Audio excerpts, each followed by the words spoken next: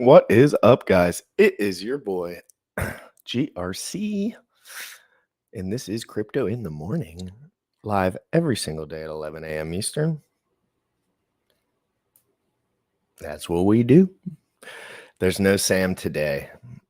Let me make sure I'm live on everything. Boom, boom, boom, boom. Fantastic. Guys, Sam is not in the office today. He's doing stuff, but we still have an amazing show planned. Cryptocurrency is incredible, and I'm majorly bullish for everyone who's buying crypto. Now, obviously everyone who's buying crypto in general, but it's just a good time to put a little bit of money into the crypto situation. Not saying we don't have downside, but I hope everyone's having an amazing day. We're going to have so much fun today. When I'm solo, I just get to geek out. So it's pretty much going to be a geek out session. We're going to be reviewing Richard Hart's live stream with Safari Financial or Financial Safari. I don't know how those guys managed to get him on.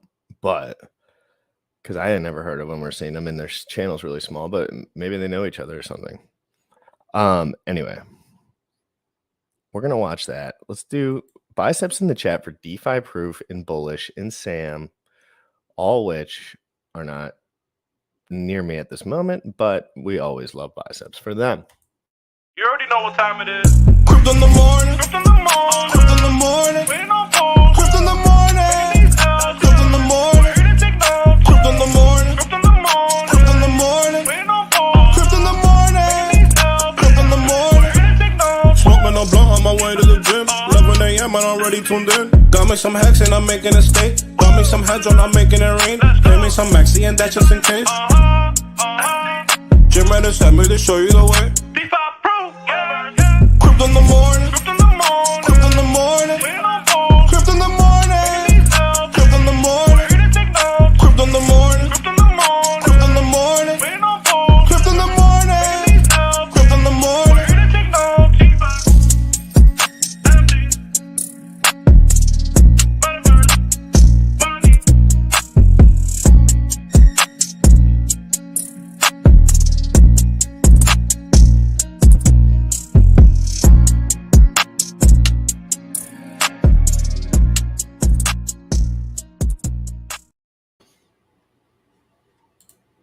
What is up, guys?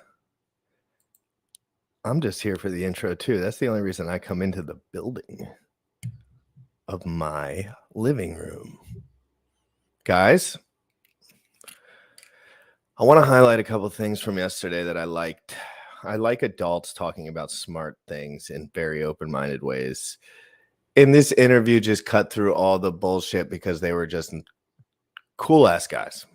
And they were not playing stupid. Like all the Bitcoin maxis play so stupid. Bitcoin maxis play stupid all day long for a living, literally for a living, to pump their bags and just to hold on to dear life, while everyone else gets those 3x gains if they're lucky, smart enough to hold it. Let's screen share. I'm going to keep it little for just a second while I look through some of these comments. So good morning, Alan. How are you doing? I am not going to watch the beginning part because I don't want to. But I'm going to start it here. He talks a little bit, some more intimate details about himself. Nothing that I probably haven't heard, but I like when adults are talking. You could tell there's very genuine good feelings happening during this interview, which is very good. Between the two parties, like they're just enjoying themselves, you could tell. And Richard's trying to help, like you could tell in his body language, he's like, you guys, like he's kind of like he's trying to show him some stuff too. It kind of clears some things up for them. Great, amazing interview, good energy, no bullshit, no referral links, no bullshit feminism, girls lying about shit and stupid Bitcoin maxis lying about shit. Anyway, let's get into it. I hope they had a great start to their weekend. Well, I hope everyone else, I also hope everyone had a great start to their weekend. Smash that like if you're in here. It's a solo stream, guys. let's get into it real quick. I want to see. This is one of my more favorite parts of the interview. I have mine full Bitcoin block, 50 Bitcoin block rewards, solo, no pool. I'm probably one of very few people to do that. So every couple hours, 50 Bitcoin would come into my computer. That's Now, incredible. well, that's nice now, right? It's nice now because the price is 30 grand, Right. 22 grand. But then it was 50 cents. And probably a significant investment. So then I'm just bragging about having $25. Yeah. You see what I mean? So in Bitcoin, it's not how early you got in, it's how long you held until the top of the S curve, and that's different.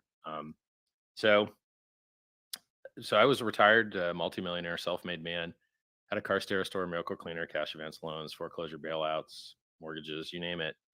I retired in 2003 at the age of 25, started traveling the world, moved down to Panama, got the crap robbed out of me, started traveling Europe and volunteering for charity and doing all kinds of stuff, lived in a hotel 5 years, you name it, just traveled the whole world. And while I was traveling, I discovered Bitcoin on a forum called Reddit, which sucks now, but used to be okay then. Yeah. And it was $1. Some guy sold his house for Bitcoin. I'm like, oh, that guy's an idiot. He's gonna get scammed, fake, made up money. That can't work. And then I read the Wired News article where it actually found product market fit on the dark net, and people were really using it. This is important to highlight. It's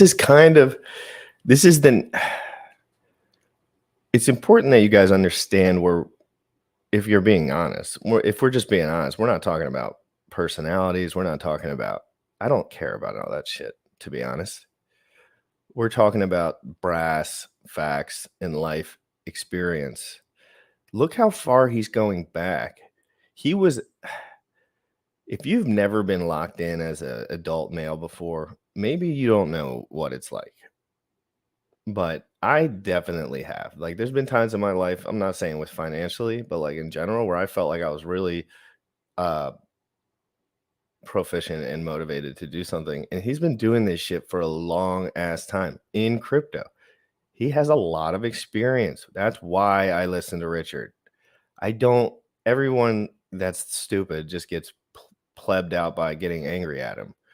But why don't you just see the value in what these guys are talking about and just give it to yourself and just go to sleep later and just fucking forget about it. Just learn. All you have to do is learn. And learning's much easier. You can become proficient very fast if you're not a super biased dude and you just listen to what smarter people say. Everyone's weird. Some people hate me. It doesn't necessarily mean you have to like the person or their personality or what they talk about. He doesn't care either. He just wants to win. So that's why I really like listening to Richard Hart. And he's been on a roll lately on interviews. So I'm all about covering it. So let's continue. This is really important information, guys. If you haven't listened to this, this is good shit for sure. And it's like, oh crap, this actually will work. All right, let's go in. Bought the top, helped make the top, bought at 30, went right down to 2, 93% down. That was my intro to crypto. Man. Because I was a genius at business, but I didn't understand order books or market timing or charts or any of that stuff. Right? I'm a god at that now, but back then, no, didn't know anything about it. The total what, So, and that exchange, by the way, Mt. Gox got hacked and lost everybody's money and locked everyone's funds and they were sitting on 280,000 Bitcoin, but the trustees sold them in 2018, and now there's 140,000 left that they're going to try and issue to people. So, and he probably felt smart when he was selling them at 10K, but now the price is 22K. And that's the trustee, the guy that's supposed to be in charge of making sure stuff like that doesn't happen. Exactly. Do you mind if we explore market fit a little bit? I'm a consumer advocate. I'm not a financial advisor like Coach Pete here. And you were talking how market fit may change. And I think, we used to talk Bitcoin and crypto on the radio and television show. And we talked about how, back in the 80s, you had IBM and Apple and all these brands that probably nobody knows coming up. And you mentioned earlier as well, Amazon. If you guys don't mind and you're in here and you really enjoy this content and you want me to keep going, if you could retweet, I would love that. I love my retweets. I love Twitter. I love my retweets, and I love Hex and the crypto. So retweet it. Biceps in the chat too. We thought it was going to fall. It fell. You had mentioned 93%, but it ended up being the way to go. Yep. What about crypto? What are your thoughts on this? Because you're saying we're hitting the top of the of that second part of the S curve On Bitcoin. On Bitcoin specifically, yeah. Where do you see that going? And what about market fit? Yeah. I think people are like, I'm in it for the technology. That's a lie. You're in this for bad gains, like everybody else. Yes. But if you are in it for the technology, what do you care if it's top of its S curve? As a matter of fact, just like Ethereum. Like Ethereum allows more people to do. Ethereum allows people to affordably do computation when the fees are lower. When the fees are lower, when the price of the token is lower. And so Ethereum is a more useful computer at lower token prices. Okay. But it's a more useful get rich mechanism at higher token prices. I prefer the get rich, and let's just launch another one. Sure. Let's all get rich and launch another one. Let's not, destroy use cases to try and get the price down. That makes sense. It does. So a lot of Bitcoin guys, they're mad that Bitcoin's not a currency. It's okay, guys. We have functioning, like we have ways to transact now. We have mediums of exchange now, but stores of value are worth 10 times more, 100 times more. So be happy with the store value. I mean, sure, if you can do the medium of exchange better. So like Hex is a better store of value than Bitcoin, which is why it's up 250x versus it in 2 years. But like, well, it was up 750x in 2 years. Now it's a 250x in like 2.5 years. Still good. The issue is, well, yeah, it's still good. And we accidentally are more secure. We accidentally have higher throughput, lower fees. That's a good We accent. accidentally have more features and plug into DeFi. But our primary claim to fame is that we're a better store of value. And the other stuff is just gravy. It's just like the interest. Like, okay, you're making 38% interest. That sounds awesome. And you might not be making that, right? Like you might be making much less because depending on how long you stake. Yep. The average stake length in Hex. There's never been a financial product in the history of mankind where people have provably shown more dedication, because the average stake length in Hex is about 7 years now. And that number just keeps going up.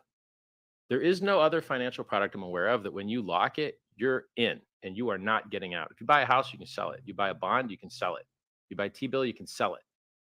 You lock up your Hex for 15 years, you cannot get out without a penalty unless you serve 7.5. You got to serve half your term to get out with a penalty, and you lose all your interest.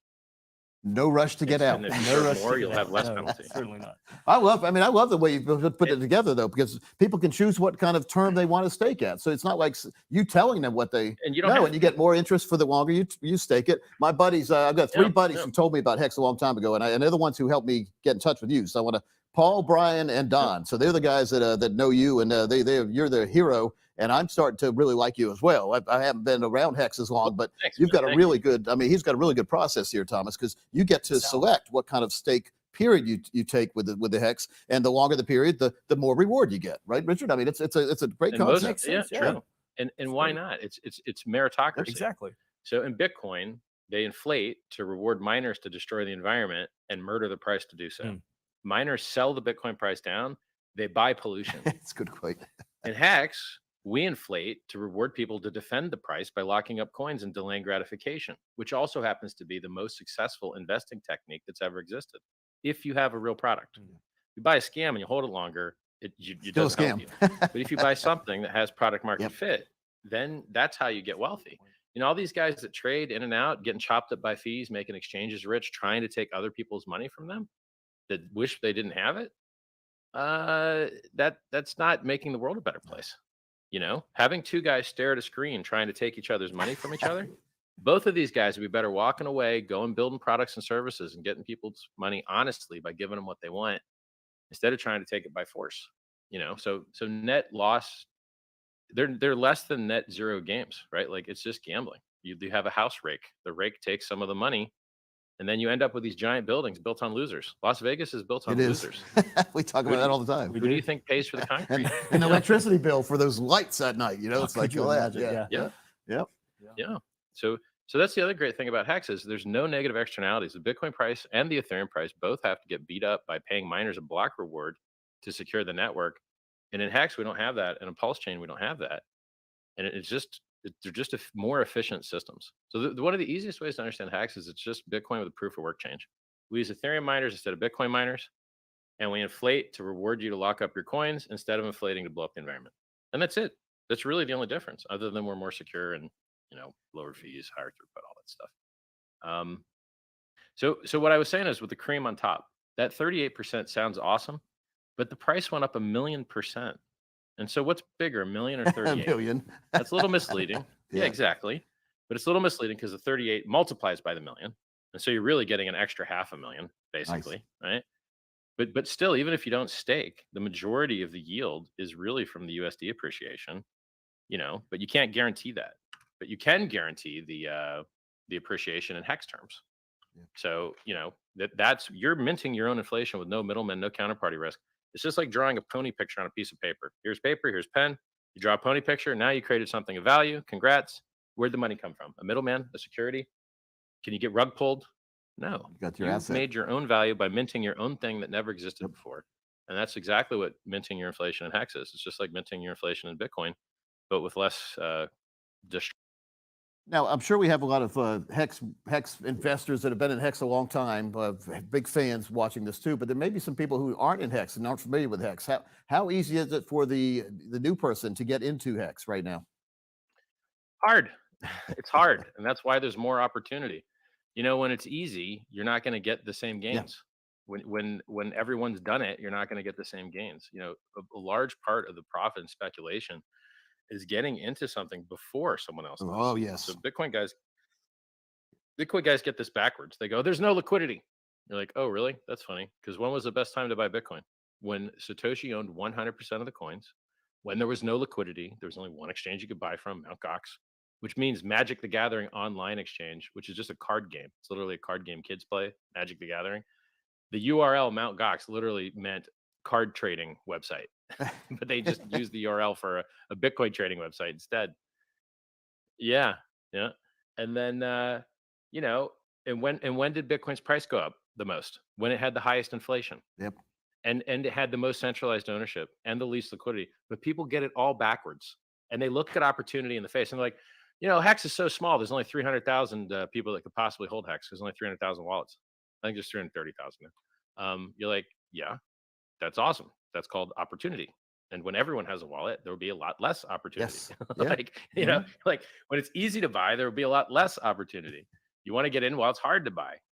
So basically, like the majority of Hex trading is on chain. So you can really, there's the minimum amount of fake crap. You can see who's buying, who's selling, whether they staked, how long they staked for, whether they usually sell when their stakes are over, whether they restake, what other coins they like. You can see this all. It's on chain. They don't know the person's identity, but you know the address, right? So it's pseudo anonymous. So in Hex, you would just buy Bitcoin, or I'm sorry, do not buy Bitcoin. You would either buy Ethereum or USDC and a little bit of Ethereum. And then you could go to oneinch.io or matcha.xyz or ethhex.com and just swap them on chain. So you install MetaMask, you go to your exchange, you buy the coins, you put them in your MetaMask, and then you go to the website, you connect your MetaMask and swap them. And that last part's the beautiful part, because there's no counterparty risk. When you leave your coins in an exchange, they could disappear. They can never give you your coins again. So if you do use an exchange, I like to trickle the money in. Here's a little bit of money. Give me my stuff. Here's a little more money. Give me my stuff. Okay, have some more. Give me my stuff. Don't ever put it all in. And then, oh, I can't have my stuff now. You want me to beg you? You want me to write you some essays about my life history? And they do this. They do this all the time. So you limit your counterparty risk with the exchange by doing multiple transactions. And then you put it in your wallet. Now you're in control. And now you can't get screwed by your exchange. You know, there's no counterparty risk. This is what cryptocurrency was invented for. And it's also what gives you all the gains. How many people out there try to start businesses and outperform Bitcoin? Even people that started Bitcoin businesses didn't outperform Bitcoin. Just holding the coins beat all the businesses. Then every dollar you pay a developer, you didn't buy a coin with. Every dollar you pay to go to a trade show, you didn't buy a coin with. Then you look at these coins that have gone up 10,000x like Hex did. You're like, dang, I wish I'd bought the coins, you know? Well, yeah, I want to get back to Hex in a minute, but let's talk about the exchanges for a minute too, because they've been all over the news, like the rumor that maybe Coinbase might be in trouble, and people put their money there and they assume their money's safe. Everyone's have layoffs. It's not really safe. Everyone's got layoffs. Okay, so what? It's not your money. Yes. Here's what people don't understand. When you deposit your money at these exchanges, you're no longer your coins. They get mixed in with everyone else's money, and you are not a secured creditor. And because you're not a secured creditor and you don't have a UCC1 form filled out, it means that in bankruptcy, you get paid last, and all the secured creditors get paid first. Get So nothing. you need to not give your coins to these exchanges.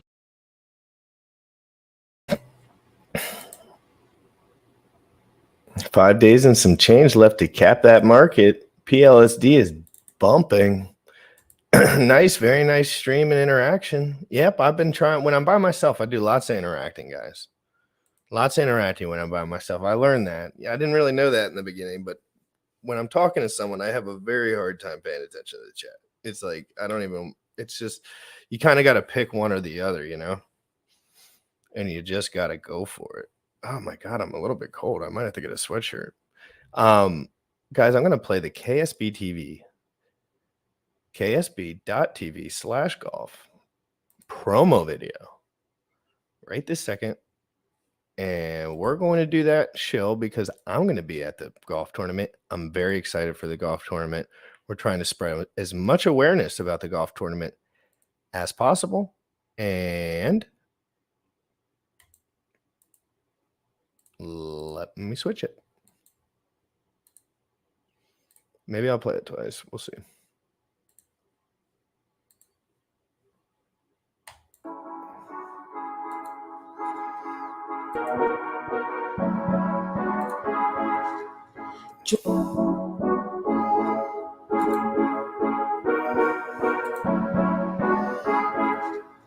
Join Hex Ladies at the Pulse Masters Golf Tournament on September 5th, 2022. This event is the official kickoff to PulseCon Las Vegas. Individuals and teams of 4 of every skill level are invited to party with us on the golf course at the renowned Revere Golf Club. There will be 2 shotgun start times. This is an event you do not want to miss. Come mix and mingle with golfers and influencers from all over the crypto space. Visit ksb.tv/golf for more info and to donate. You can also donate to Hex Ladies on Cash App.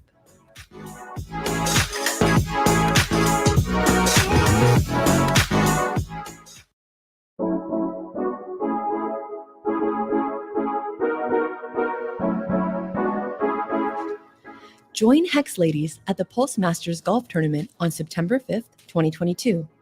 This event is the official kickoff to PulseCon Las Vegas. Individuals and teams of 4 of every skill level are invited to party with us on the golf course at the renowned Revere Golf Club. There will be 2 shotgun start times. This is an event you do not want to miss. Come mix and mingle with golfers and influencers from all over the crypto space. Visit ksb.tv/golf for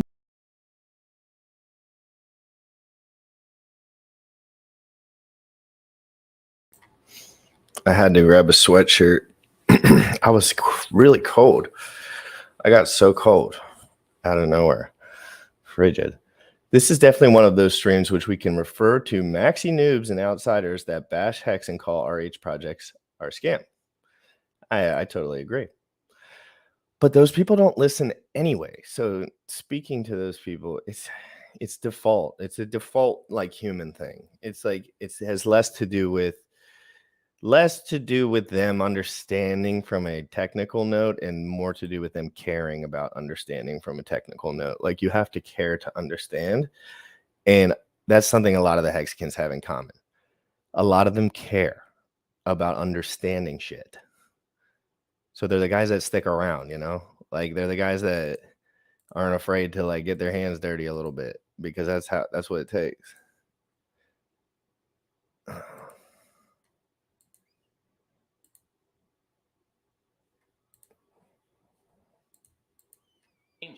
Not your keys, not your coins. And they try to tease you with little pieces of interest to get you to like staking interest there, but it's not worth taking the risk. These exchanges picking up pennies in front of freight trains, literally.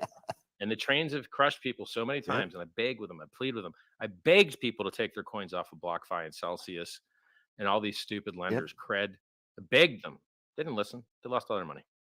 All right, so now let's. And I invented a product Okay. that replaces that does it better. I'm just like, Well, what? let's go back to Hex. Let's talk about. I mean, what inspired you to do that? Because there were a lot of coins out there, or Bitcoin and all that. But you said there's got to be a better way, and you designed Hex, I guess, right? Well, originally it was, okay, Ethereum is better than Bitcoin. Let's just have a coin that we give for free to Bitcoin holders that lets them transact on the Ethereum network. And then it evolved. Then I was like, all right.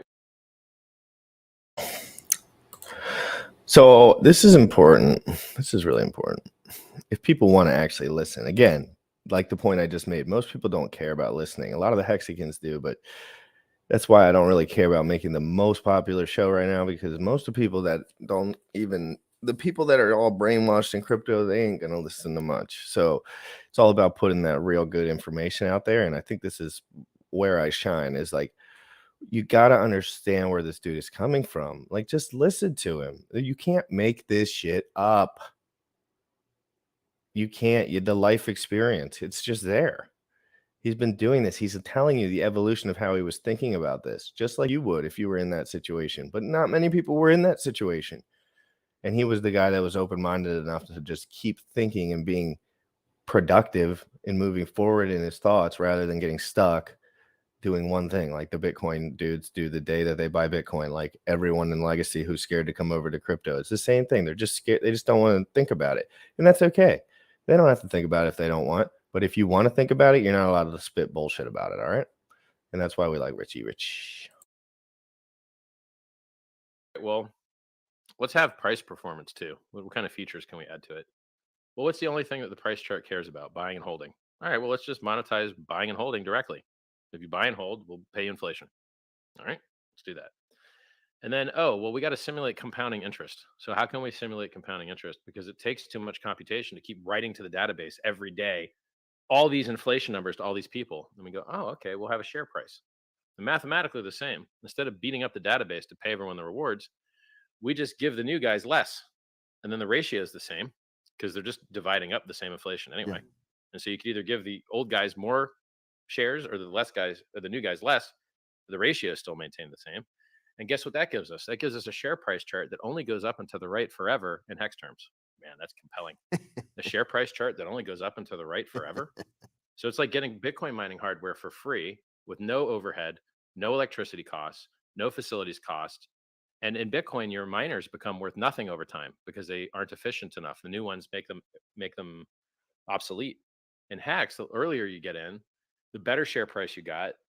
You become more powerful over time, not less. Yeah, that's good. And then it just evolved, and we're like, all right, well, how else can we on-ramp users? Well, let's have people be able to turn their Ethereum directly into Hex in a smart contract in the beginning, and then we don't have to, beg exchanges and middlemen. Oh, please, middleman exchange, victimize our users, but let them on-ramp, And then we were like, oh, well, let's have a referral program too, but let's just cut it out after a year.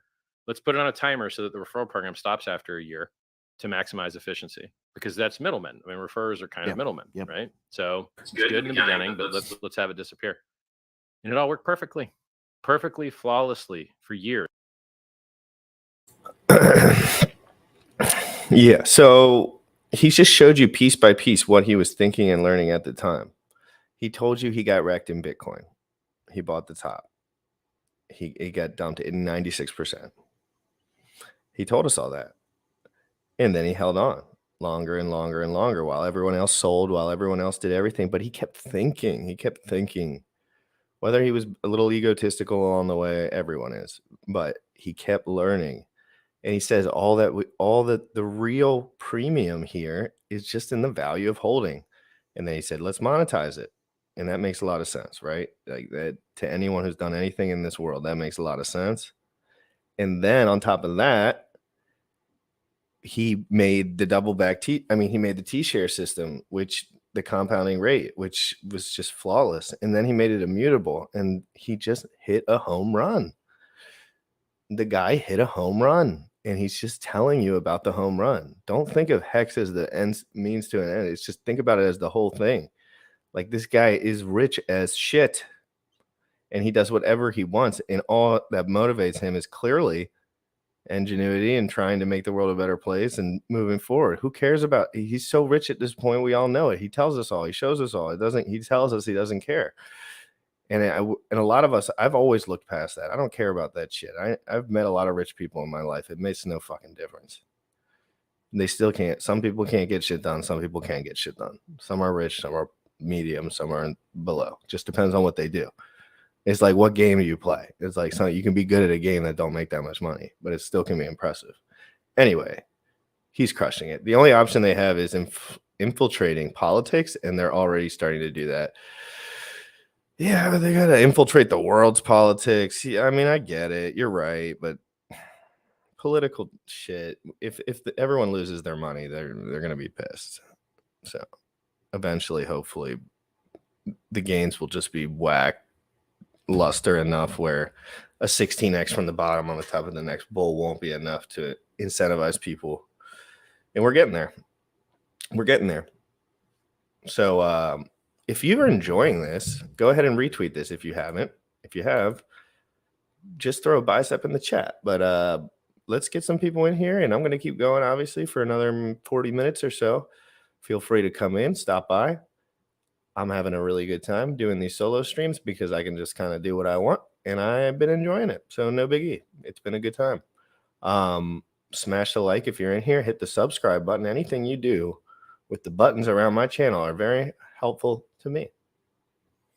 And if you share the link to your friends, that's helpful to me too. I'm just the shill master, so I'm going to do it. It's over 1,000 days in perfect operation now. And, the price went up 1,000,000%, 10,000x before staking. If you'd staked, you would have got, some people made an extra 2x. If you were staked on November 19th, there was something called the big payday. You got an extra 33% no matter what. If you were staked for 1 day, you got an extra 33%. Pretty good. And so it's awesome, but it doesn't show on the price chart. It shows inverted on the price chart because some people sold that. So they dumped the price on that day. Oh, okay. But then it just went right up. And so I kind of so giving people these high APYs is awesome, or having the system allow people to mint their own high APYs is awesome. But it would be even cooler if those APYs were lower and you just got that extra on the price chart. Yes. Yes. So they're both good. It's like it's kind of like a stock split. You're changing the units, but it's the same stuff. The only thing that he says here that I'm surprised he even said, because I'm confused about it, but he's probably right. Shilling things with really high APY is difficult. I don't really mention the APY in Hex much, if I'm being 100% honest, because generally it's a detractor. Hedron dumping is probably just the early indicator that everything else is going to dump a little bit. If it's dumping anything harder than, but it had a little inflated pump on the Icosa back, so it might just be leveling back.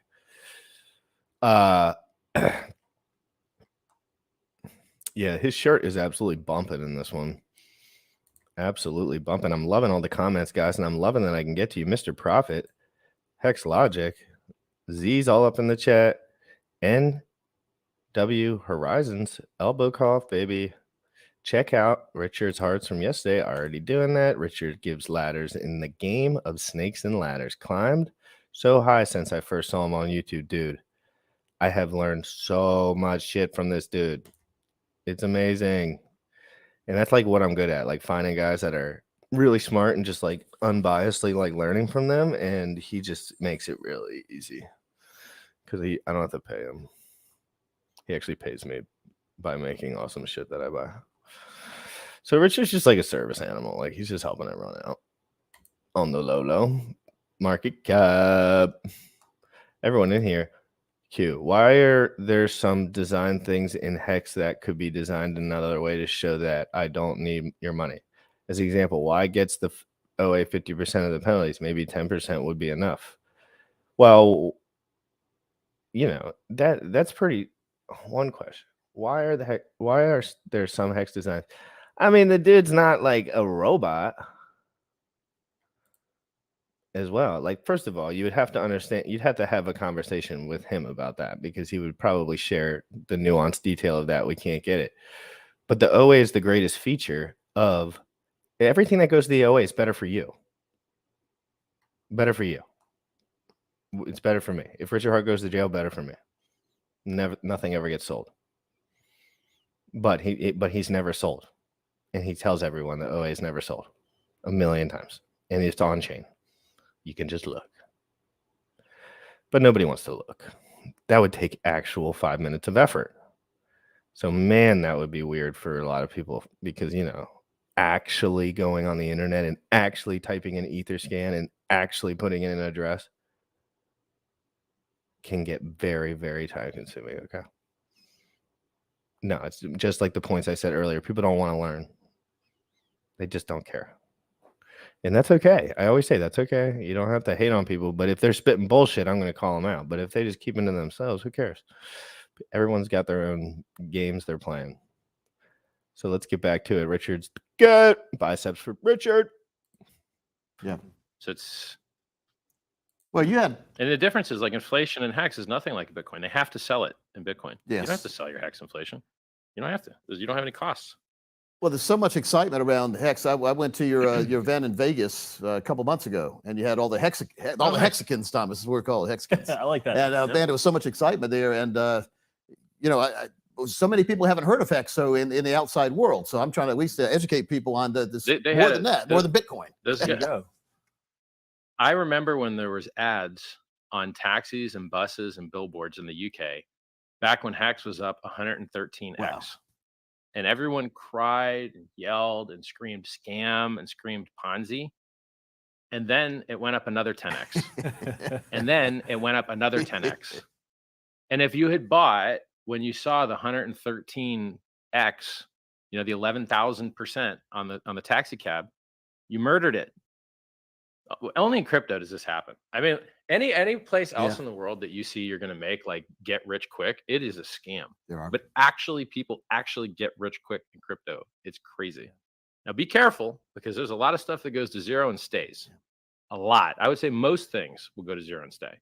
You got to buy something that's got product market fit. Do not get scammed. See, that was going to be my. Because if you lose your stack, Yeah, it's gone. Can't get it back. Yeah. So that's what I was going to ask you, Richard, because a lot of folks here, there's so many different choices now in the crypto world. And it used to be when you talked about crypto, people would say Bitcoin, they assumed that was all crypto. And it's not, it's Bitcoin. But there's so many choices. What do you tell folks who are looking at these? Like, I don't know, there's like thousands of different choices. How do you narrow it down? This is going to sound, it's going to sound funny. And I'm going to give you the best answer I can. I'm a Richard Hart maximalist. The stuff I invent is awesome. The stuff I didn't invent very often turns out not to be awesome. If you don't like me, you don't like the products I've designed, Bitcoin exists. It gained 3 times less than Ethereum after the COVID dip. So after at the bottom of the COVID dip, when the stock market dumped massive and crypto dumped more massive, Bitcoin got up. So it bottomed at 3,800 and then went up to, actually, I can't remember where the exact bottom was, but the price went up about 20x. That's good. So it went to 69K. I think 3,800 was that bottom. And then Ethereum bottomed at 88 and went up to 5,000. Better. So it's 3 times more. A lot better. But now Hex went up hundreds or thousands of fold. And so I would definitely recommend Ethereum over Bitcoin. And, it's biased. I did invent these things, but go look at the reasons that they're great, right? Go look at the price chart. So we're only up probably 70x versus Ethereum. We're up 275x versus Bitcoin now after a huge drop. You got to look at the bottom up. If you look top down, Bitcoin will always look like a bad investment. I can show you 4 places that Bitcoin dropped like 80%.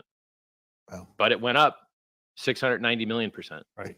So, if you're looking top down in crypto, you're not really looking at the right way. You got to look bottom up, or at least look at both. That's why I invented charts. Like if after a big dip, the little line where the price is way higher than all this, all these guys are in profit, and you'll notice that they're the majority of the chart, at least in my coin. Yes. Well, let's get in the time machine and let's go to the year 2030. What do you think the environment will look like at that time, and where do you see Hex and Pulse Chain?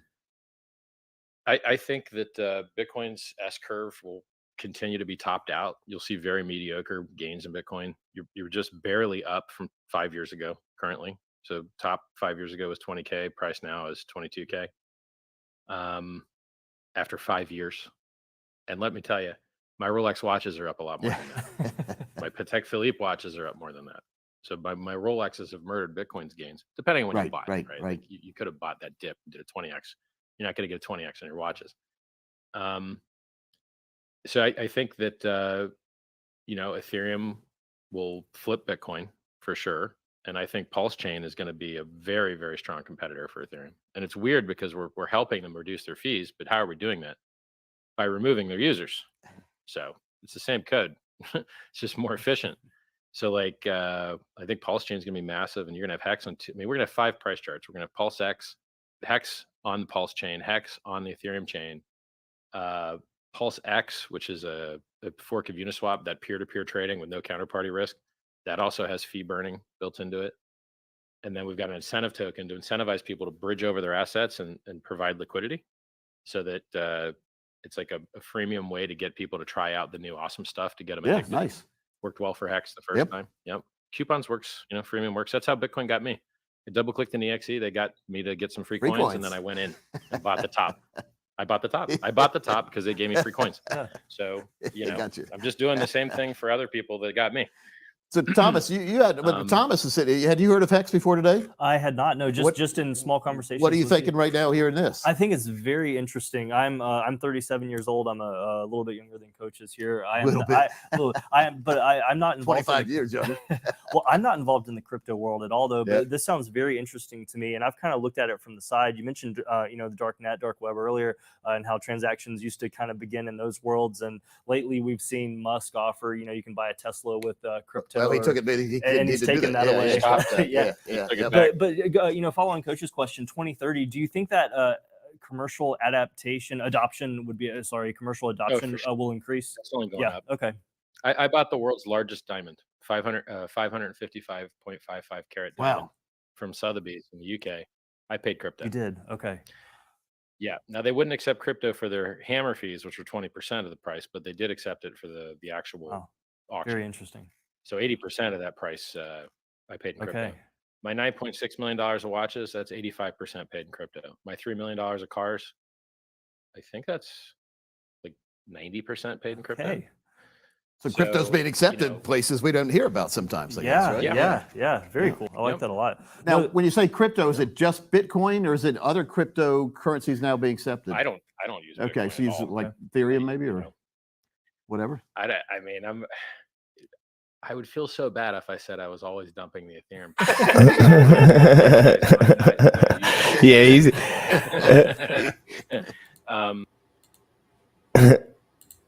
Richard's been pretty vocal the last few days that he dumped his Ethereum, a lot of it, or that's how he gets some of his funds at least.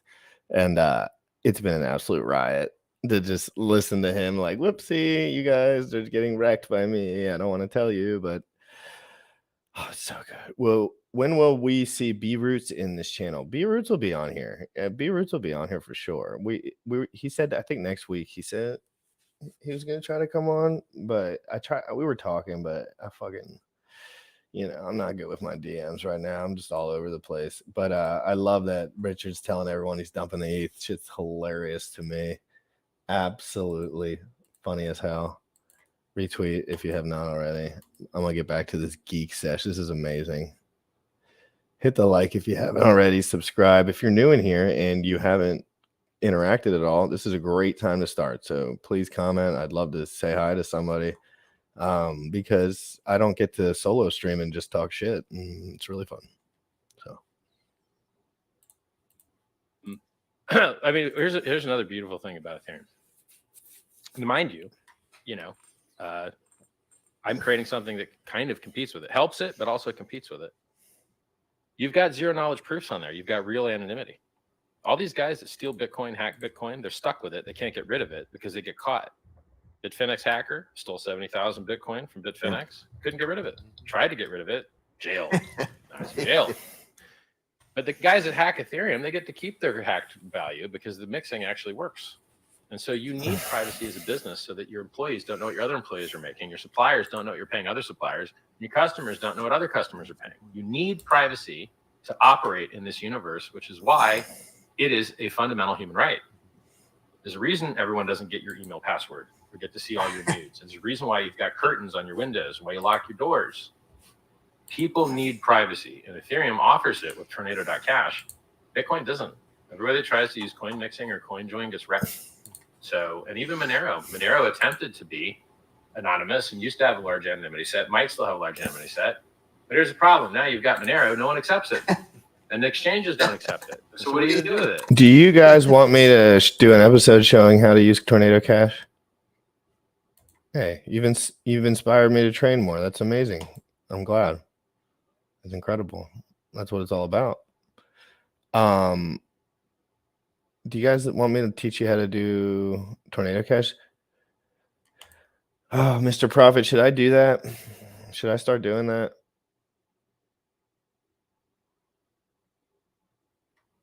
Should I start simul streaming on Twitch?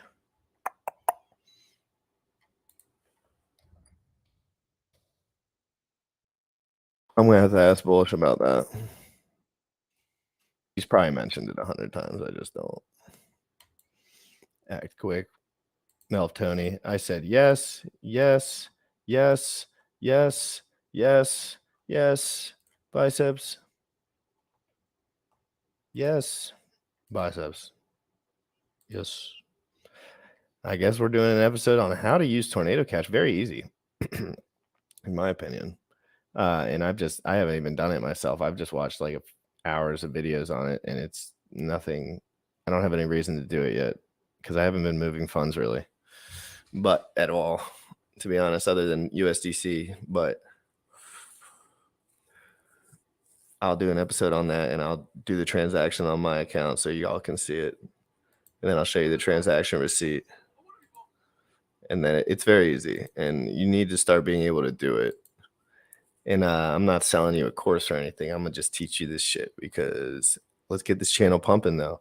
And that is one of the reasons that I shill all the time, like the links and shit. It's like I'm not asking people for money, but I am asking people for clicky poos because I need – if I want to stay motivated, I got to keep this shit pumping. And, you know, the content and stuff, that I can handle that. I got to do all that stuff. But as far as the clicky poos, if you guys like me, like – every single day, that helps so much. It's awesome. When I see a lot of action on the retweets, on the tweets, it's awesome. I like it. Makes me happy. Makes me want to do it again tomorrow. And I love all you guys. Buffalo Heart. Cool name. What's up?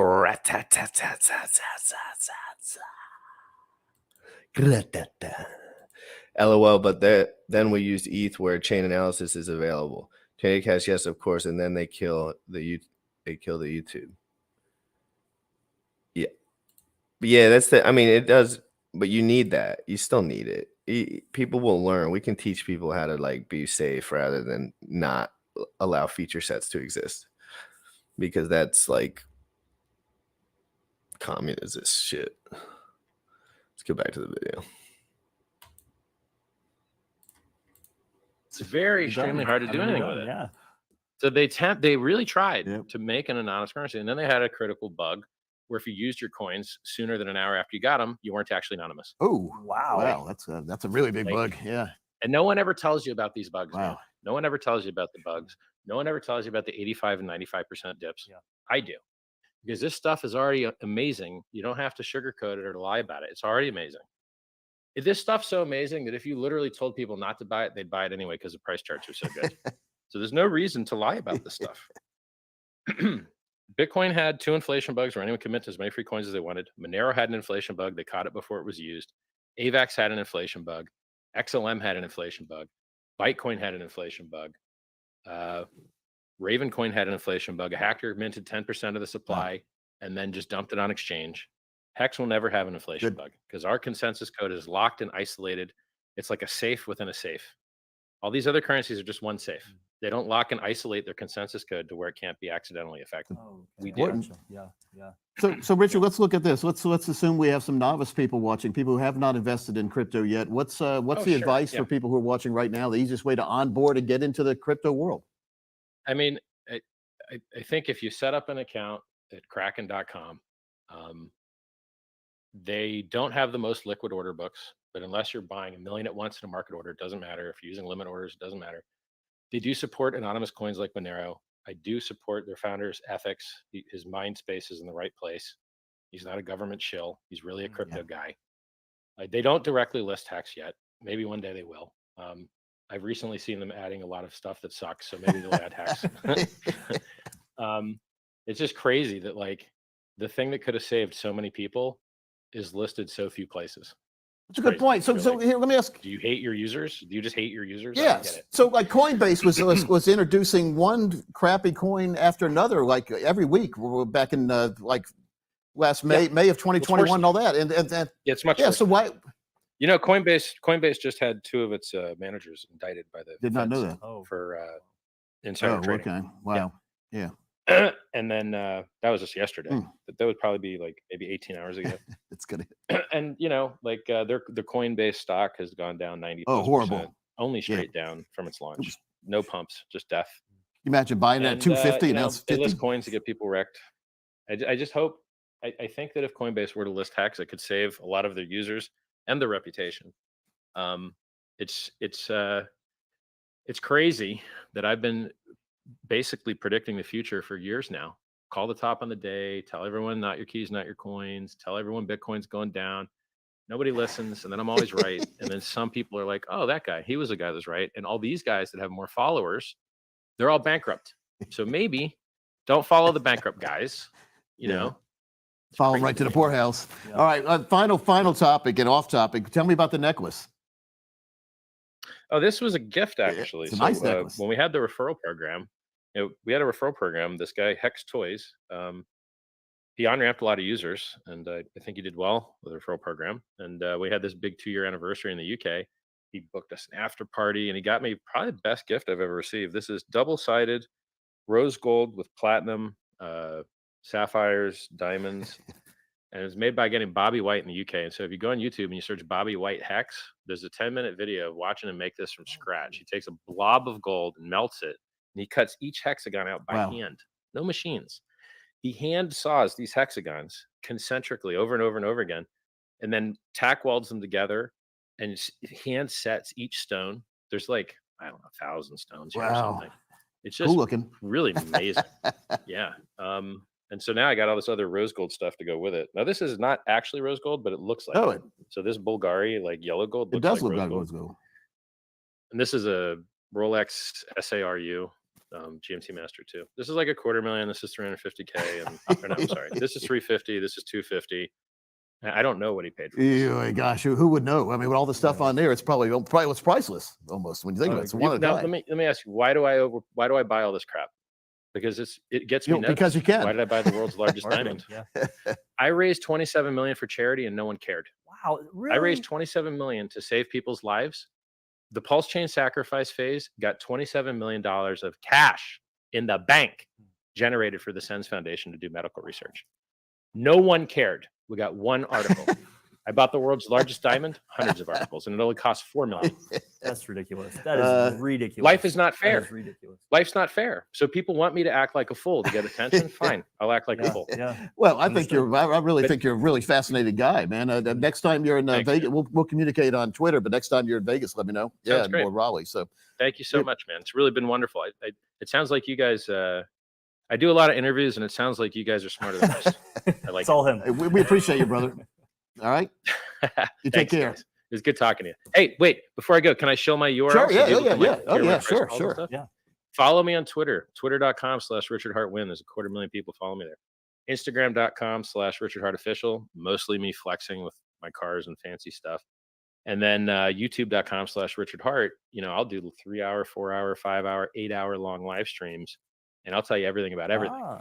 So, and I got free self-help books that I've had published for years that could change your life. t.me/Scivive, SCIVIVE. They're free. Read them. Very nice. Nice. That's it. YouTube's my jam. I'll definitely catch you up on there. Sounds great. Appreciate you, brother. All right, y'all have take a good care day. now. Ciao.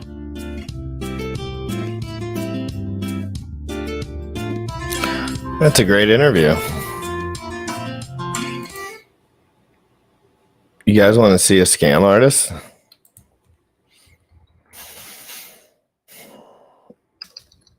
He's blocked me though. Guess we'll find out.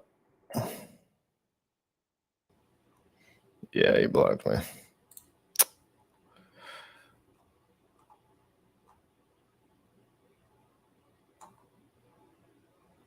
Oh my God. Coach K is such a scam artist. It's redonkulous. Let's check the chat. RH is in a space right now on Twitter. Are you fucking kidding me? That's amazing. That's amazing. I'm going to play it live here, guys. I'm playing it live. Somebody drop the link. Can somebody drop that link? Because sometimes it come up on my computer. It just won't come up.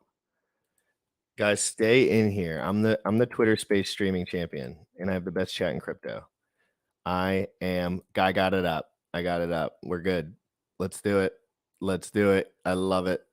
I fucking love it. Good morning. Tell everyone I got it. It's right before it started. Chad, you're the GOAT. Hey, Andrew. Good afternoon, guys. Tell me if you can hear it good. Andrew, good morning, sir. How are you? Good morning. Good morning. Good morning. Good yourself? Doing great, sir. Thank you for the opportunity. Thank you for Freddie, Ben, Diablo, Richard, everyone else for attending, as well as the listeners. We appreciate you guys coming together today. Despite market conditions, happy to talk to everybody today. Aside from that, though, how's everybody doing? Doing great, man. Excited to be here. Living the dream. Some dream. I'm just waiting to figure out what we're talking about. Hope somebody's got a schedule or something.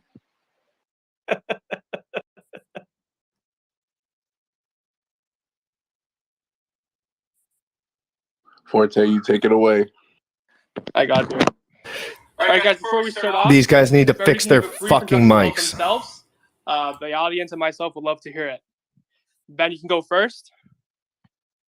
Yeah, seeing that I'm in the UK, so I'm the one it's about 5 p.m. here. So to Ben from MNG, really happy to be here. Been speaking to in many spaces, and I think our first one was with Andrew. Actually, the first ever spaces we had together was a year and a half ago, I think. Since this spaces started, and then we just took off from there.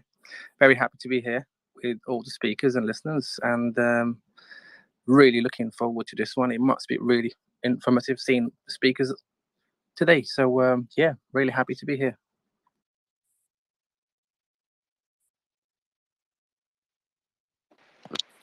It looks like Forte dropped off. Richard, you got it, bro. You saw you on mute, man. Yo, Richard Hart here. I'm a god. I called the top on the day a year and a half ago. That top call's been in profit every single day, except one, the limp dick higher high to 69K. I raised $27 million to charity to try and help the haters live longer so they could hate for longer. I have the world's largest diamond. I bought it with crypto.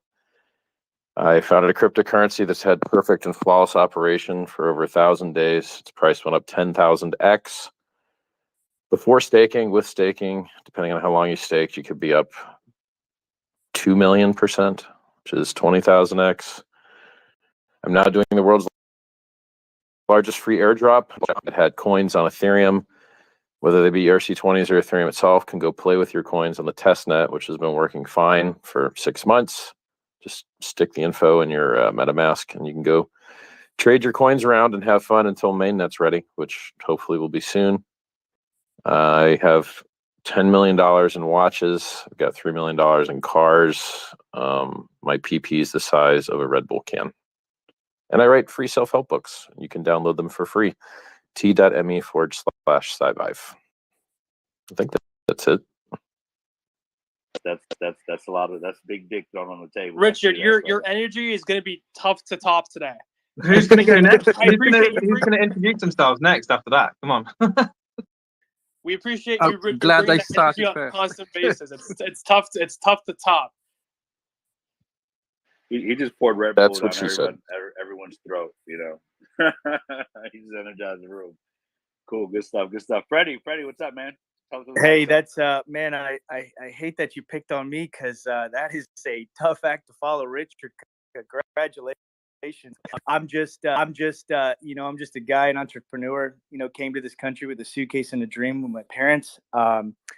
Been doing some great stuff in the tech space for 22 years. I'm really excited about Hey guys, if you know in the Telegram groups, all the Telegram groups, sometimes there's a lot of people that don't use really Twitter. excited to be the And if you know anyone that doesn't use Twitter, send them this link and they can just watch it on here. and how we You can evolve. find that there's a lot of motherfuckers that'll never see this shit. I'm telling you, they DM me all the time. So thank you so much.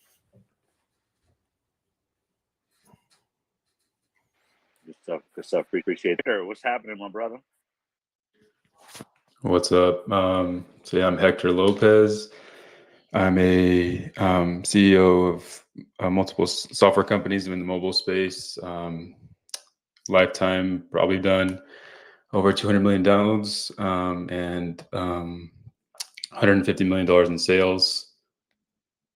We don't have millions of dollars in cars, but have nice cars as well, a nice house, all that stuff. But try to be more, I guess. Richard got people feeling insecure out here. Yeah, I'd rather not get into the details of my personal, but hold on, I'm a good pulling life, up. I've already asked our accountants for our income statements. Hold on, everybody's sending me their income statements right now. Yeah, I'll have an IRS verified audit in about 10 minutes from now, so we can do all the details if we'd like. But besides that, got into Bitcoin, learned about it 2013. Been, I guess, still learning about it ever since. And into the crypto space, love seeing people have crazy beliefs and hearing these BTC maxis state what they state, and for the most part, disagree with the majority of opinions when it comes to crypto. That's why I'm kind of the quite contrarian when it comes to all this stuff, but excited to talk with you all. Good stuff. All right, Jason from Everrise. Everrise, one of the most consistent communities out here. What you got for us, brother? Hi, Tech. Hi, everybody. I'm Jason Robinson.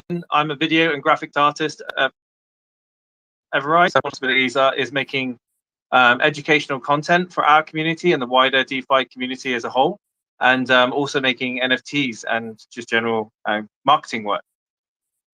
I don't have a colorful backstory as Richard, but you know, I bought Doge the day before FNL went live with Eon. There you go. That's my claim to fame.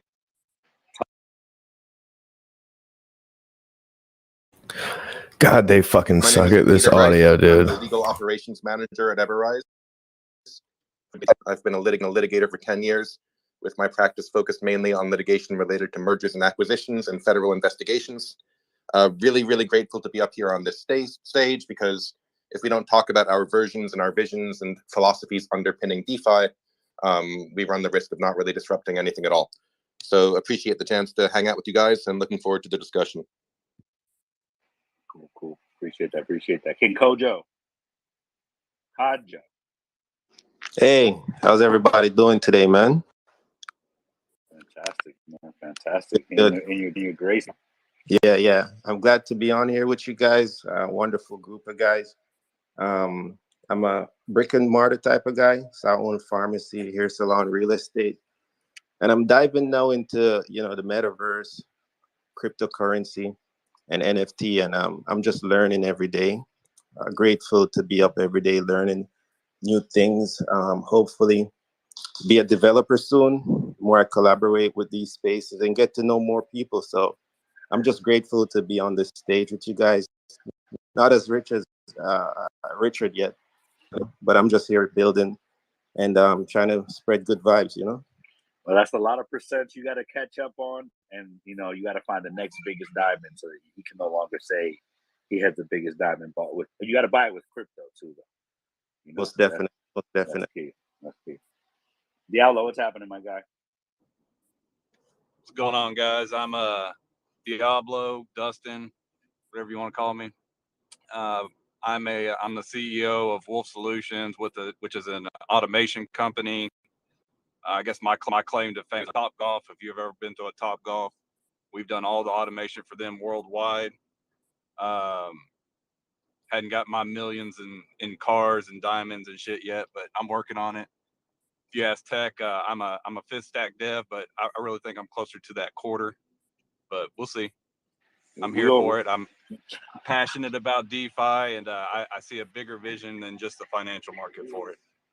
Awesome. All right, what are we gonna how are we gonna introduce ourselves into this? How you want to go, Dom? You go first, brother. Oh shit! I never get to go. Yeah, Tech, I feel like we're just kind of fighting up a battle at this point. Right, but I'm an ex NFL football player, so I've got a lot of concussions, and I forget shit from time and time again. I'm definitely the brokest one in the room.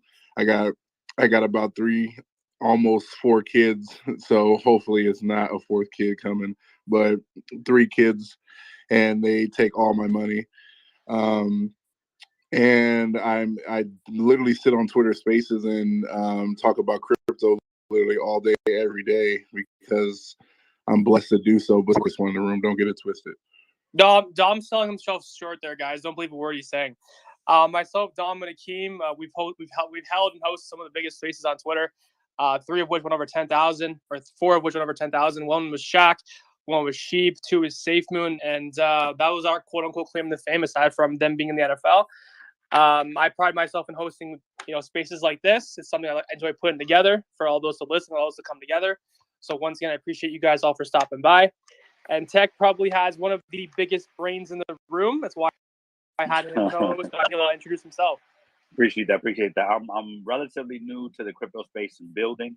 I have a software tech company that has billion-dollar contracts with the federal government. But working with the federal government is not fun. I want to talk like Richard. You know what I'm saying? Just have your Red Bull can on the table and let it lay where it is. I lead X Mooney, and I've helped develop a lot of NFT projects and token projects out there. But I'm here, to be a conduit of conversation and break it up between, formality and speaking tech stuff. So proud to be one of the co-hosts of Forte to, start leading it. I wanted to come in here and introduce myself. My name is Akeem Hunt. I'm a founder of the Soon brand, Superior Out of Nothing. We all, just have our adversities that we go through, and once we get through it, we grow superior to whatever adversity that we did go through. And I think I have CTE, so like if you come up here on stage and you cut a fool, I may goddamn jump through the phone and fuck you up. So yeah, that's just me. My fault, Akeem. You don't fuck me up. Forget him. All right, Forte. I'll take us off. Richard, I gotta ask. I'm sure more curious aside from just myself. What is with the flexing on the haters? When did that begin? How did that start? I mean, I've always kind of been this way. It's like competitive people, like to keep score. And so when I started getting like fucking banned everywhere, like for instance, you can't advertise crypto anywhere. It's banned. AdWords banned. Reddit banned. Facebook banned. Google, which is AdWords, banned. It's all fucked. So if you can't advertise honest projects that would save people from scams, but the scams have no problem advertising. So margin trading, which destroys everyone's lives, gets advertised all over everything. eToro has ads on soccer stadiums and F1 cars and you name it. And everyone that trades gets wrecked and it destroys their lives. They lose their money. In the attempts of trying to take someone else's money from 2 guys looking at a screen, trying to take each other's money from each other, the only person that, quote, wins is the scumbag middleman that then loses your keys or loses your anonymity or, so you're just destroying lives. So like trading is one of the worst things to ever happen to humans. And those guys get to advertise left and right like there's no tomorrow. So how do I get around this disgusting, horrible censorship that's destroying lives? Well, I've got to find side channels out of banned communications that allow people to become aware of a superior, more whole. So for instance, when I raised $27 million for medical research to save everyone's life, it didn't get any articles. Got 1 single article in the UK. But when I bought the world's largest diamond for only $4 million, which is like 7 times less, It got like 100 articles. So it cost me 7 times less money to buy an asset that it will appreciate. Right. To have personal flex value, might get me laid, which I'm into. Evidently, yeah, Richard. Evidently, we're in society right now. You can agree to this. Most people up there probably can as well. We're in the headline society. Nobody reads past the headline, so that's something. Sure. You purchasing the diamond. Congratulations to you. That's huge. But that's more headline worthy, obviously, in a media point of view, than it is to raise XYZ capital for something to improve the world with. Yep, 100%. Yeah. And I'm sure. And then it's not just the headline capital. It's also these scumbag haters that are victimizing their users like that. Am I allowed to curse on this thing, or should I avoid doing that? Be you, Richard. Be you. Be you. Okay. So I really want to curse.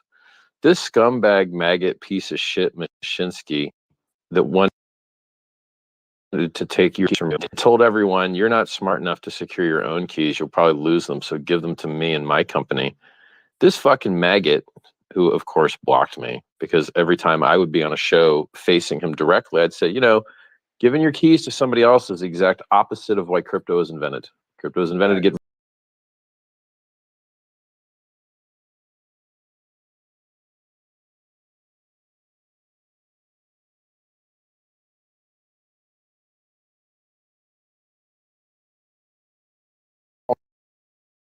line of piece with me and got fucking annihilated.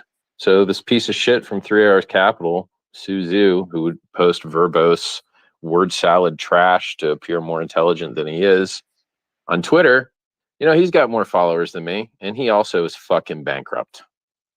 And so why do I live in a world where me, God mode, the fucking God King that calls a top on the day and gives away free coins, Hex was free for Bitcoiners, gives away free coins, Pulse Chain's free for fucking Ethereum guys, every ERC20 free copy. The guy that with free self-help books, the guy that did the 10+ operation token, that fucking guy. Why don't I have the most followers in this industry while everyone else is getting everyone fucking wrecked? Hey, do you remember when Binance got hacked and he said, hey, should I give away the keys to cause a chain split so that the miners can steal back the money from the hackers? Does anyone remember when Finex was hacked and now those 70,000 coins are going to get fucking dumped on the market? Does anyone, everyone in this industry is a piece of fucking shit. And yet I'm blocked by everyone. I'm blocked by CoinDesk. I'm blocked by Cointelegraph. I'm blocked by the scam industrial complex that makes money on fucking people over and get destroyed. So, Richard, for what it's worth, I support you and your opinions as well as your ability to be extremely vocal on how you feel. I think that's something that society lacks. I feel like this is just me speaking personally. I feel like your approach is great, but sometimes the message is not conducted the right way. Possibly, it's why people may take you the wrong way. Well, tell me. Give me specifics. Give me actionable advice. It's the soft society mentality. Yeah. Like Richard comes across as more like he's more confident.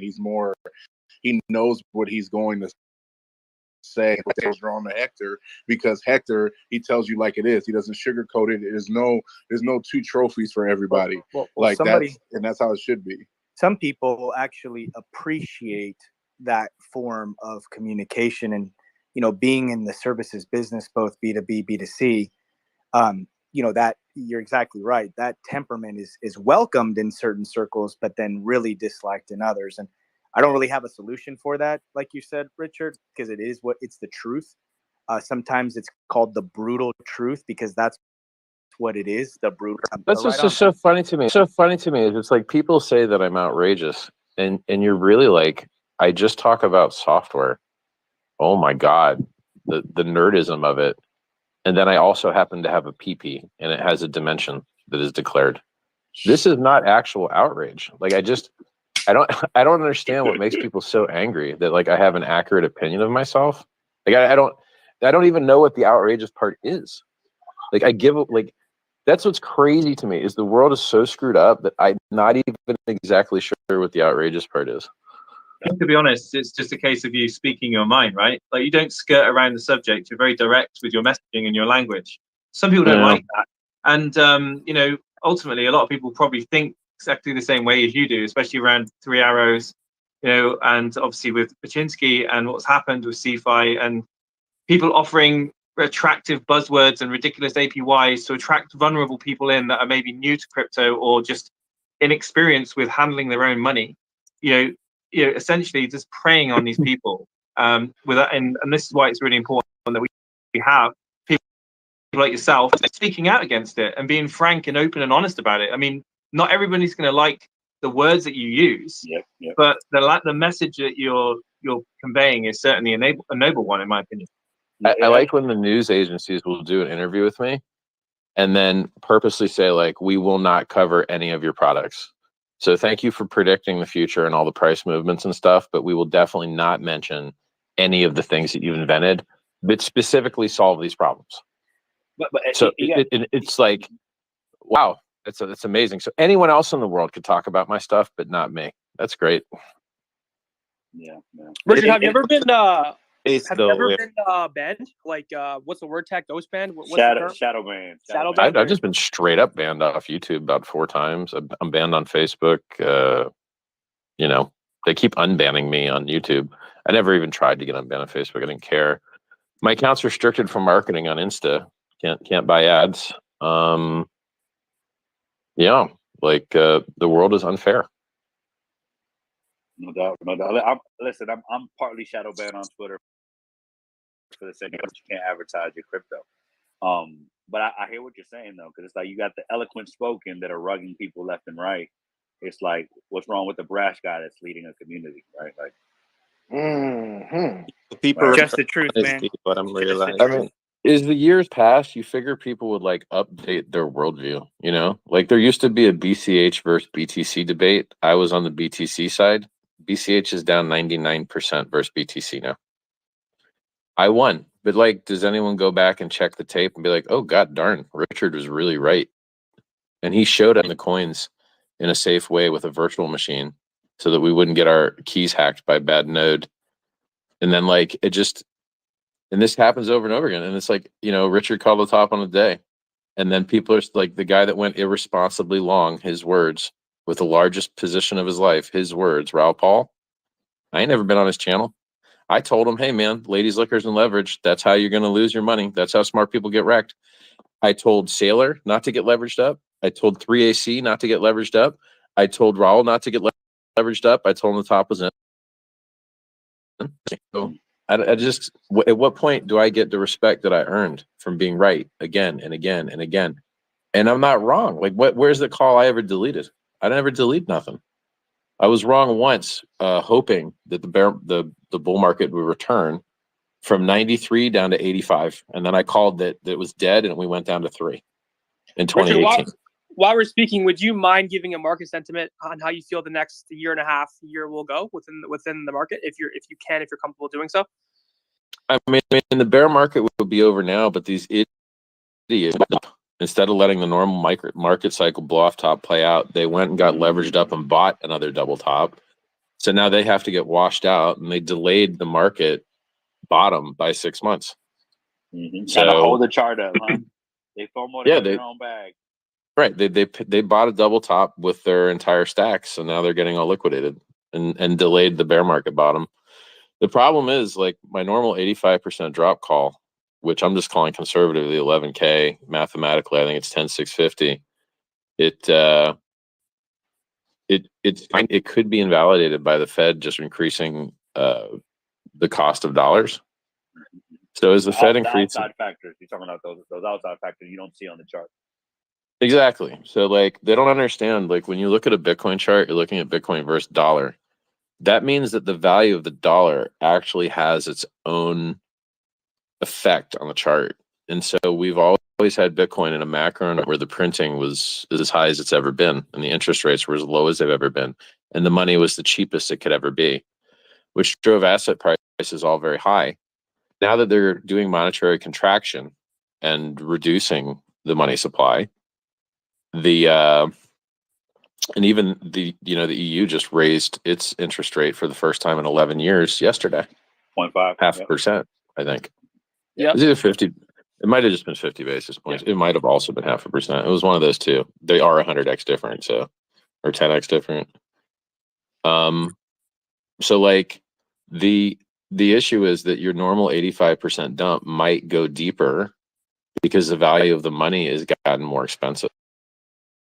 So basically correlated to interest rates, which means for the idiots that are listening that don't know what inversely correlated means, it just means that when interest rates go up, because the Fed raises it, the guys that aren't elected, the guys that just, the private company called the Federal Reserve, that's a private company, when it raises the rates,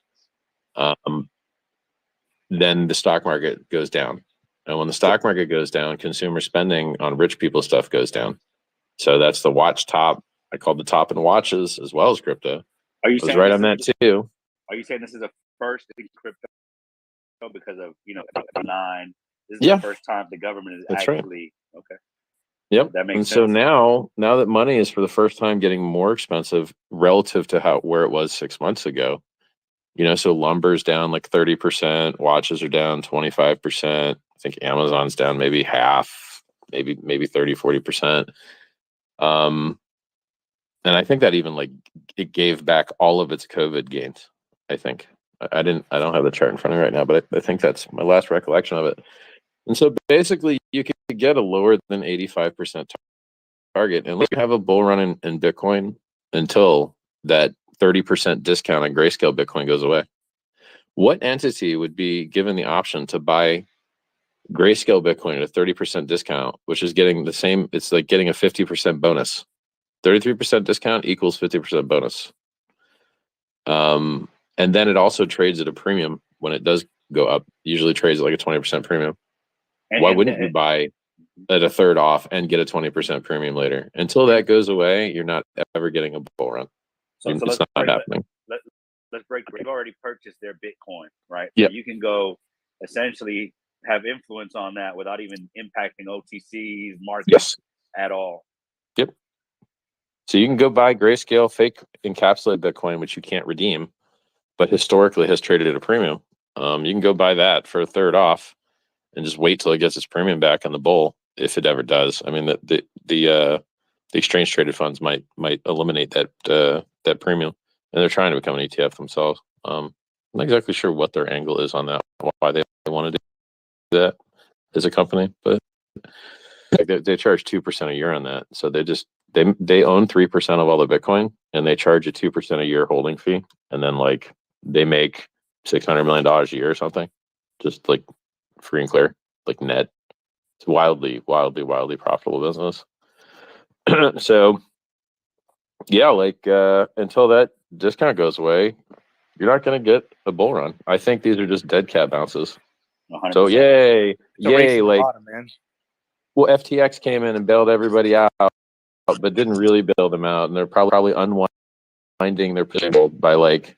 So they got the theory on FTX kind of buying the bottom was they bought some lenders staked ETH at a 15% discount, and then they probably dumped that stake ETH OTC, but had to short normal spot ETH to cover it, so they pushed the price down.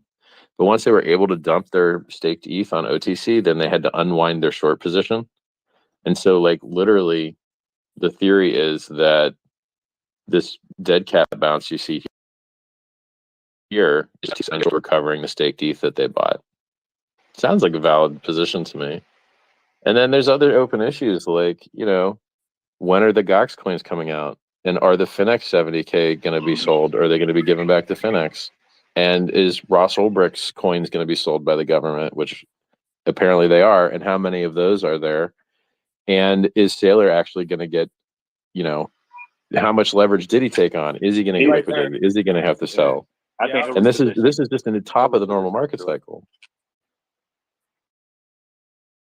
And how lenders have been bankrupted yet? Apparently, well, will they be? And what about KuCoin? I hear KuCoin has huge Luna exposure, huge. I hear they're bankrupt behind the scenes too. And then what? And if they have to like try and cover people's withdrawals, how much are they going to have to sell to do it? It's like I think there's a whole ton of leverage that still needs washed out. And you'll be lucky. My saying is 11K and pray. So if the bear stops at 11K, be happy. But until I see that premium, the discount disappear, you can get one. I would love to hear the rest of the panel. I mean, guys, I'm gonna put this off. I'm gonna put this forth. Tech and I are not gonna call. We're not gonna raise hands in here. You guys are welcome to speak at any point in time. Rebuttal to anybody as long as it's cordial and polite. If anybody has a different opinion aside from Richard, we're more than happy to hear it. I don't have a different opinion. I don't think I could ever possibly call the bottom, but I do wonder if like our version of DeFi, if what we're trying to achieve is a sort of efficient allocation of capital, where perhaps market participants don't have to worry so much about market cycles, where if you join good projects and large communities, a viable community where it's decentralized but can also efficiently allocate its resources among itself, like then maybe we can get the kind of mass adoption where we can end the sort of centralized skim that bankers and Robinhood and all the rest enjoy. Maybe if we can liberate ourselves from this idea that we can all call the top, call the bottom, and enjoy market cycles, and instead just try to find a way to benefit long-term adopters in DeFi rather than early adopters. At least personally, we'd get closer to what my version of DeFi is optimally. So, Peter, but I think the problem. Peter, I think you're right. Sorry about that. First of all, love the insight. Definitely agree 100%. I think I have a question too as well. I'll add it to yours, which is very similar. Stop this madness of the things that we continue to do over and over, just like all the different tokens that come out. They follow the same strategy. I'm just I'm trying to find out and be the face of how do we become not only different, and I don't want to use the word different because it's just so basic, but I think sometimes basic is what we need, and I feel like there's something that have happened with all these different projects and all these, as Richard has said. I think there's just how do we legitimize the DeFi space now with some of these new things we're talking about? Well, in my view, like one thing that we can try to improve is all the jingoism and all the what's the next 1,000x gem, what's the next 10,000x gem. Those kinds of gains are only accessible to people that find the top exit liquidity. So it's not going to be a common result for folks, no matter what kind of market you're in. So to the extent we can kind of rearrange our thinking around providing sustainable goals, ways to elevate community, ways to elevate decentralization, rather than focusing so much on number go up over time. Sure, bull runs are fun and they're a lot better, up is better than down. But if we find a way to create systems that are geared towards efficient allocation rather than massive redistribution, in my view, we'll be better off. So Most, go ahead, Richard. most of the stuff is scams. So if you think about what cryptocurrency is actually useful for, it's useful for censorship resistance. It's useful for removing counterparty risk. And if you think about how many things in DeFi actually remove counterparty risk, they're very few. So I'll give you an example. How many DeFi, quote, DeFi projects have a single front end, and when it goes down, everyone's fucked? Everyone's fucked, yeah. Most of them. 100%. Right. So like I'm telling you, in Hex, there's like 6 or 8 front ends, and anyone could go down, and they're all run by different dev teams on different code bases. They have nothing to do with me. They're all truly decentralized, and they were at launch. We're fine. But and so DeFi is actually centralized bullshit. And then how many of these projects have admin keys? Right? So you've got centralized front ends, you've got admin keys, and then you've got these bridges. So billions of dollars has been lost to bridge hacks.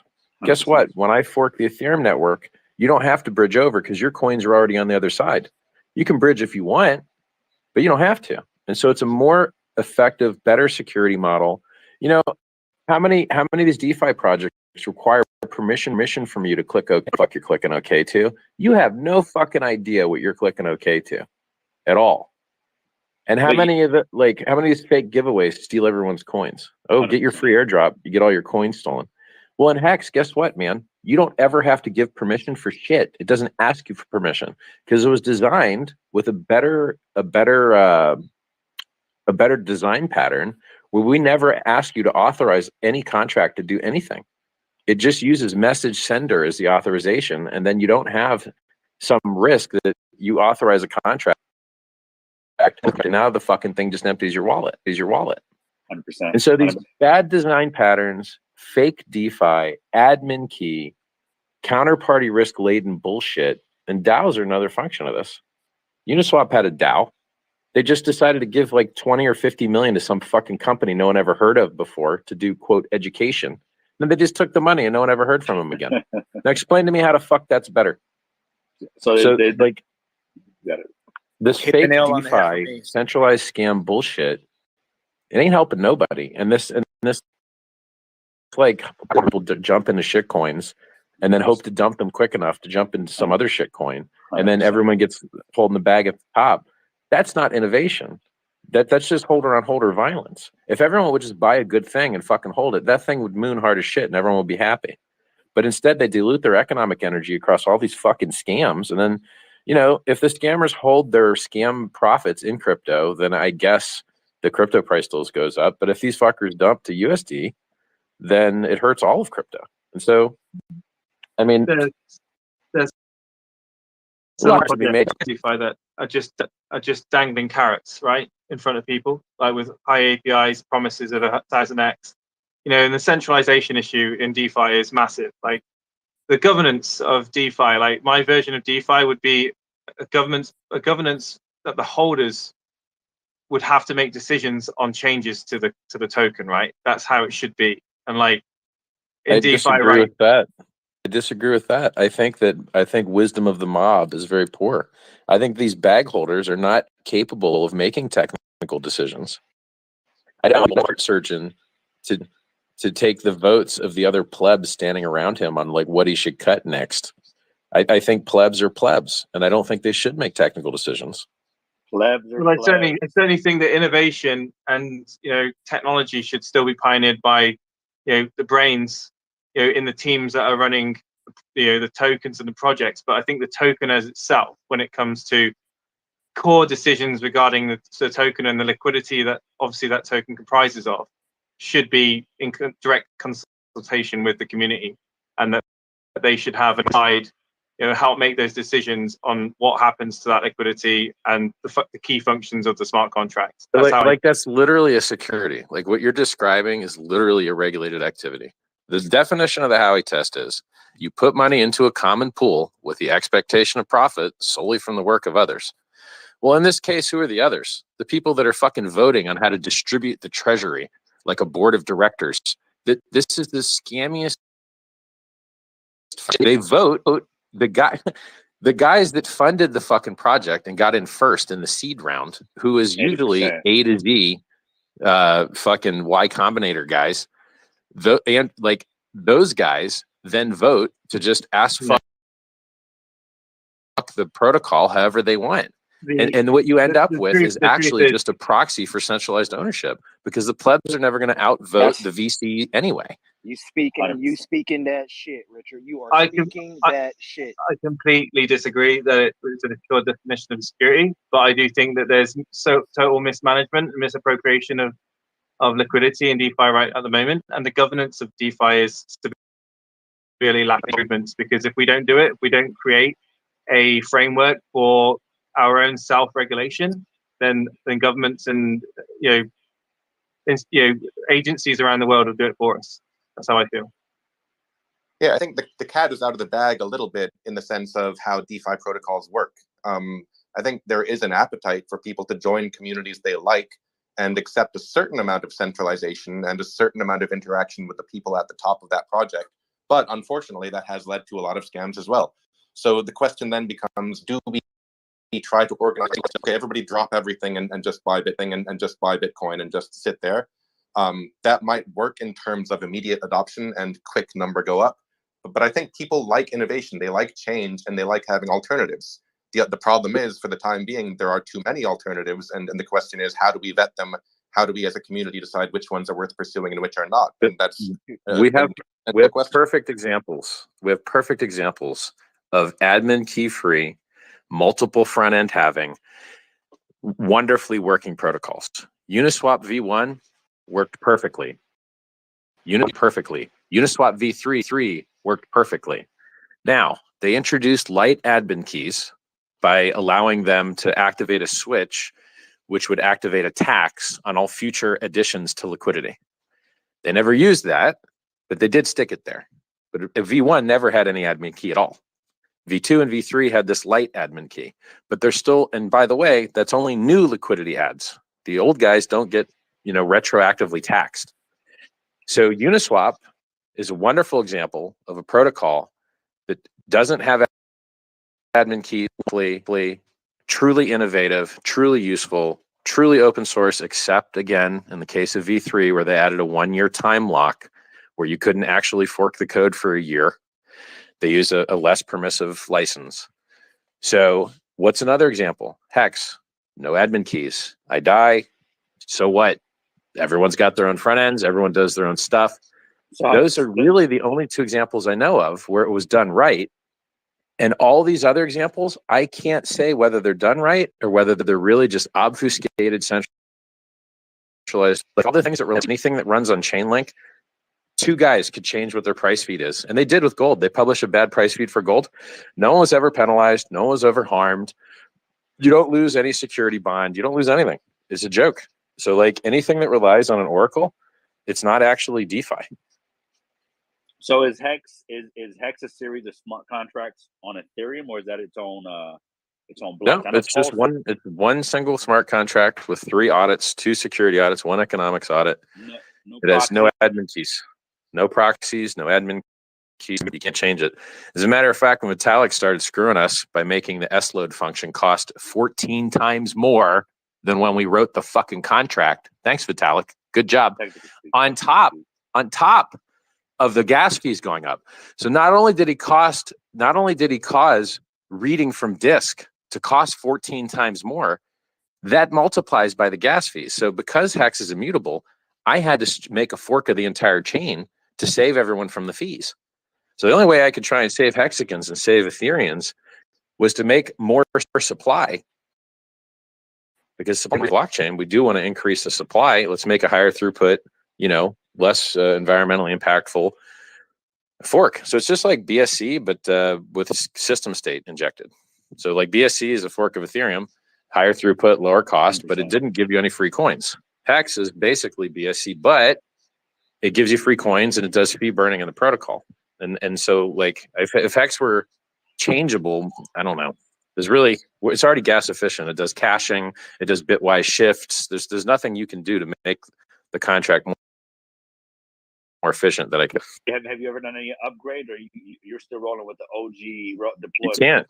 There is no upgrade. It's impossible. No upgrade, no proxy. Okay, you didn't even replace, no migration. You're rolling with day 1 code. Exactly. The same way Uniswap. Exactly. The same way Uniswap V1 did. There's no counterparty risk. There's no admin key risk. And it works great. I mean, listen, this is the reason we're more secure against bugs than Bitcoin is, and more secure against Ethereum. So Bitcoin has had inflation bugs where anyone could mint as many free coins as they wanted twice. A bug where anyone could mint as many free coins as they wanted, but they caught it before somebody used it. XLM had the inflation bug. AVAX had the inflation bug. They were both used. Ravencoin had the inflation bug. A hacker mined 10% of the Ravencoin supply and dumped it on exchange. Definitely did. Hex will never have that problem that all of those other successful, or rather popular coins have had, because our consensus code is locked and isolated and immutable and untouchable, and theirs aren't. And so theirs accidentally gets screwed. And so that immutability makes us more secure than even Ethereum itself. Ethereum's consensus code is not locked and isolated in a contract where you can't accidentally screw with it. It's touching everything else, just like Bitcoin's. It's not modular. So ours is a safe within a safe. It's actually a better security model to secure you against inflation bugs, which are the most common and harmful bugs in cryptocurrency.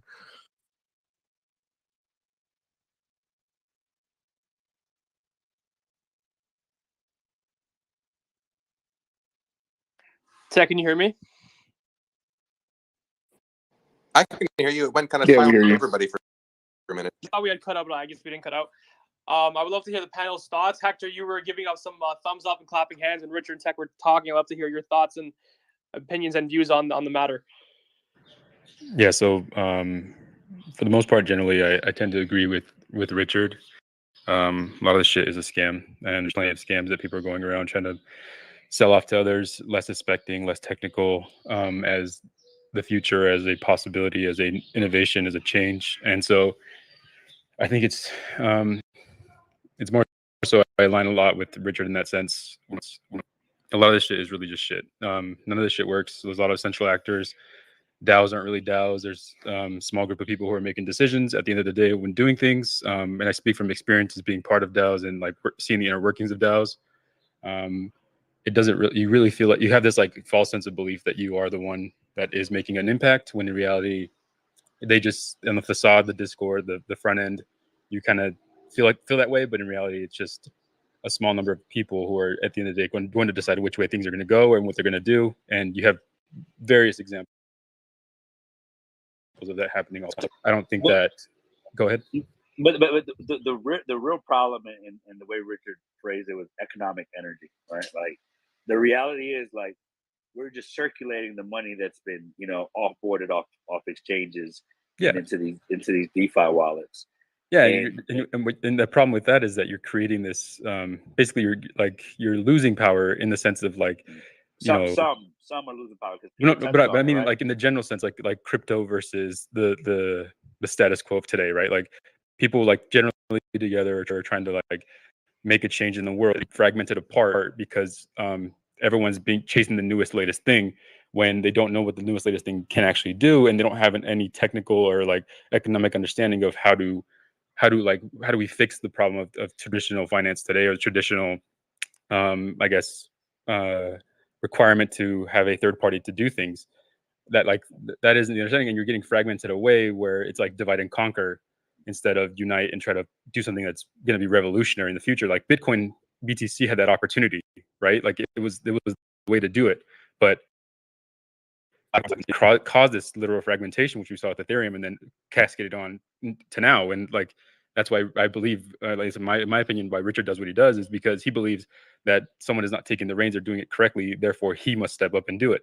And so like I applaud that effort. I could disagree with his approach, but overall, like I feel like he has a better understanding in that sense. And I think most people who are getting into crypto are getting into crypto for the idea of I'm going to get rich and I'm going to make money before anyone else, and I don't give a shit what it does or what is going to, before I can just dump on someone else.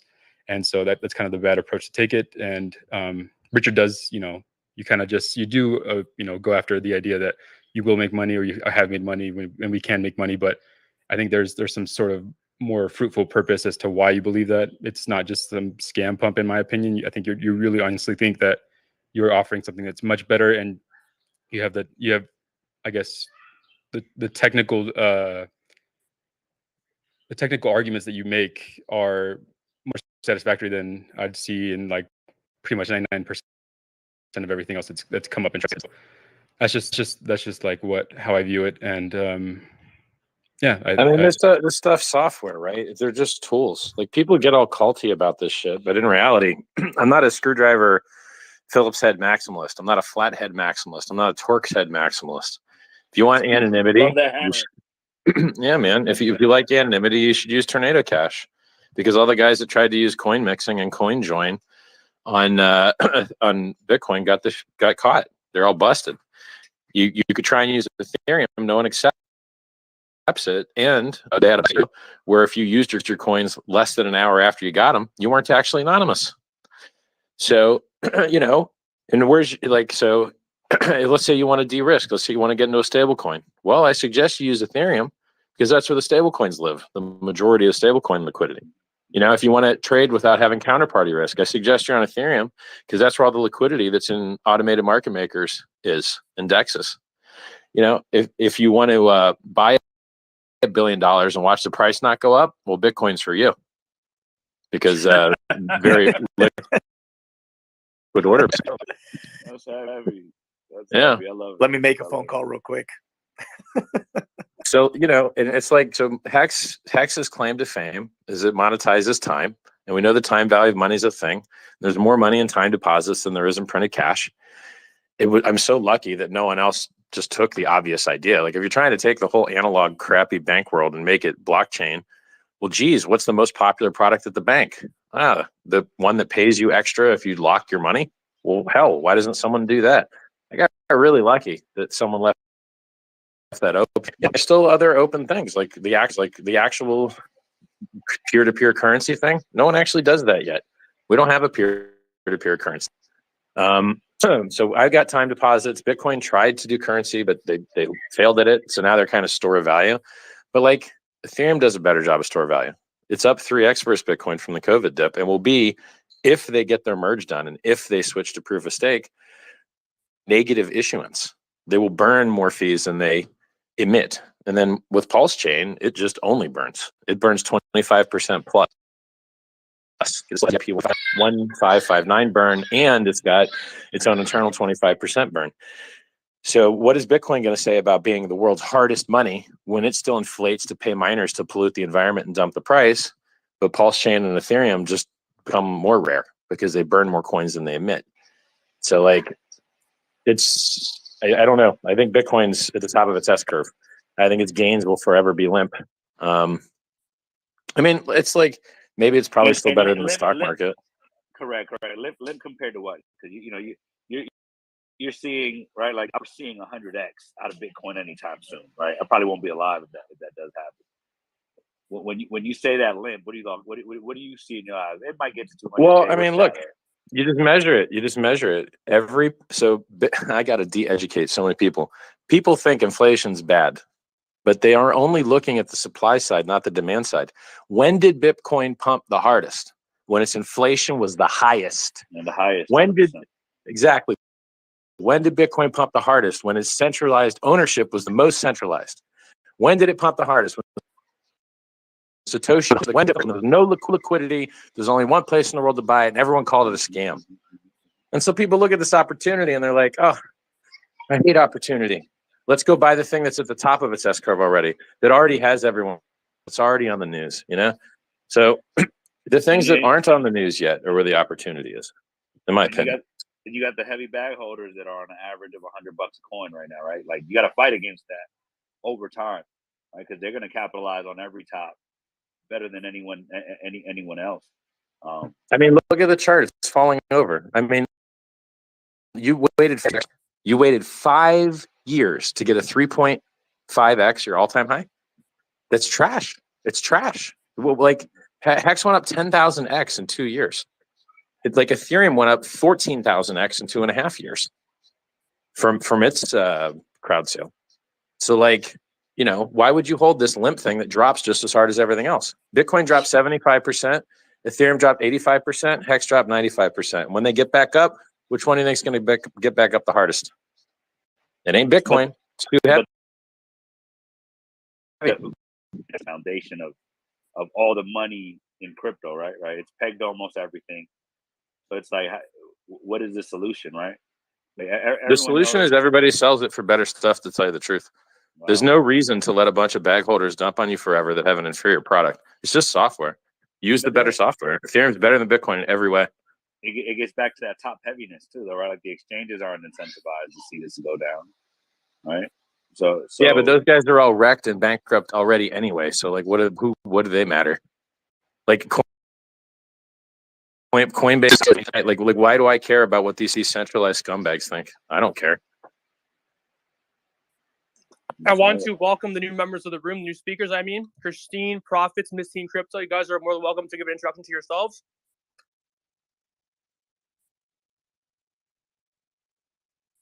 Christine, you can go first. You got it, Profits. I didn't see a mute. Oh. Talk. I'm just saying hi and enjoying the conversation. It's actually pretty cool to hear. I've been following Richard for years and a lot of other people that look up to him and his insight, and I think it's on point.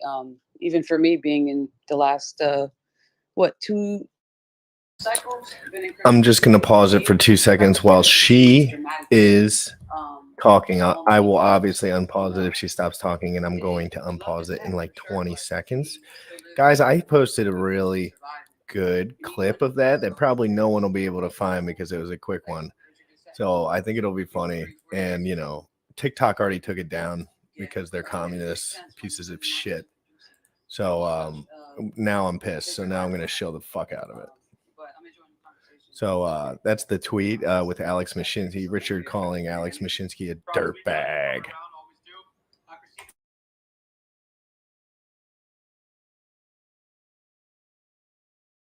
Thank you guys for having me. I'm enjoying the conversation as well. And sorry, Profits, I didn't hear you. I was like making coffee and then I just heard my name. I'm like, what? But the perspectives of Bitcoin definitely fascinating. I'm bullish on both. And I tend to think that Bitcoin is more of, how they say it's just no one wants to spend it, and Ethereum seems more transactional. So I'd want to hold both. And I think that it's productive to hold both, but I always hear the debate on both sides, and those that are bullish on Ethereum seem to tend to look down on Bitcoin, and I think it's funny, but I think holding both is great, but definitely enjoying the conversation. Sure. So Richard went down, like the certificate deposit route, right? Like you're rewarding the people who keep their word, say I'm going to do this, and throughout he provides them 24/7. You can withdraw at any point. Obviously, you've read the terms, the penalties. But one of the, I guess, things that us Web3 DJs you hear a lot is you got to bring that Web2 money in, and that Web2 money in the Web3. Web2 is overgeneralized, right? Like there's very few real Web2 money out there, right? You got the Googles and things of that nature. But the adoption and the growth really comes in when those pipelines of money and services and legitimized business actually starts bringing it in, right? Bringing new money in instead of circulating the same money. Like Freddie mentioned earlier, every launch on BSC, Chronos, or Ethereum, the liquidity provider bots that are listening for one of the LP pools is opened up. They all have the same thing. They pump to these outrageous all-time highs, right? A few people FOMO in thinking it's going to go make everyone else $1 billion project. Or those early investors will have the technology to jump in.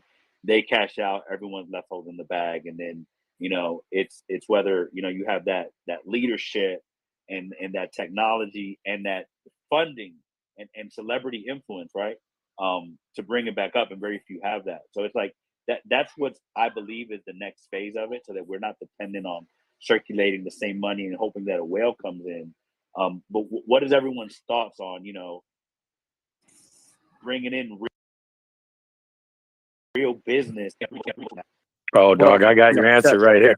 The wallet sucks shit. You can't pay nobody. You can't even do a batch payment, bro. You gotta have your computer check to make sure that the payment actually went through. Sometimes you go to send a payment on Ethereum, it says accepted. You check 15 minutes later, it lied. It got orphaned. Yeah, That's not okay, man. I 100% agree. I think that also goes with barrier of entry, Richard. I don't know if you'd use that same word, but being new guy to this space and really focused on, not having half the experience that you guys are talking about, but investments.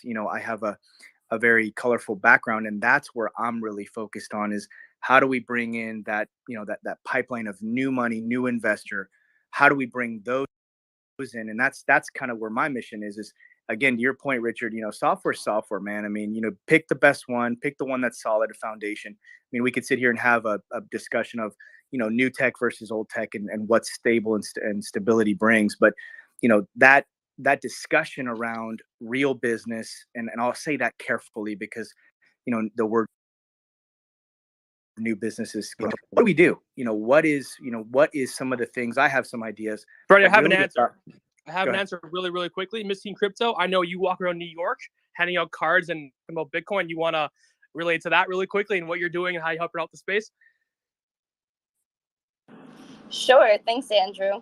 Well, yeah, I go around New York City a lot. That's where I'm based. And I approach random people on the street asking them for the past 2 years if they know what Bitcoin. And, it's been getting a lot better with the mainstream adoption. People know about it now.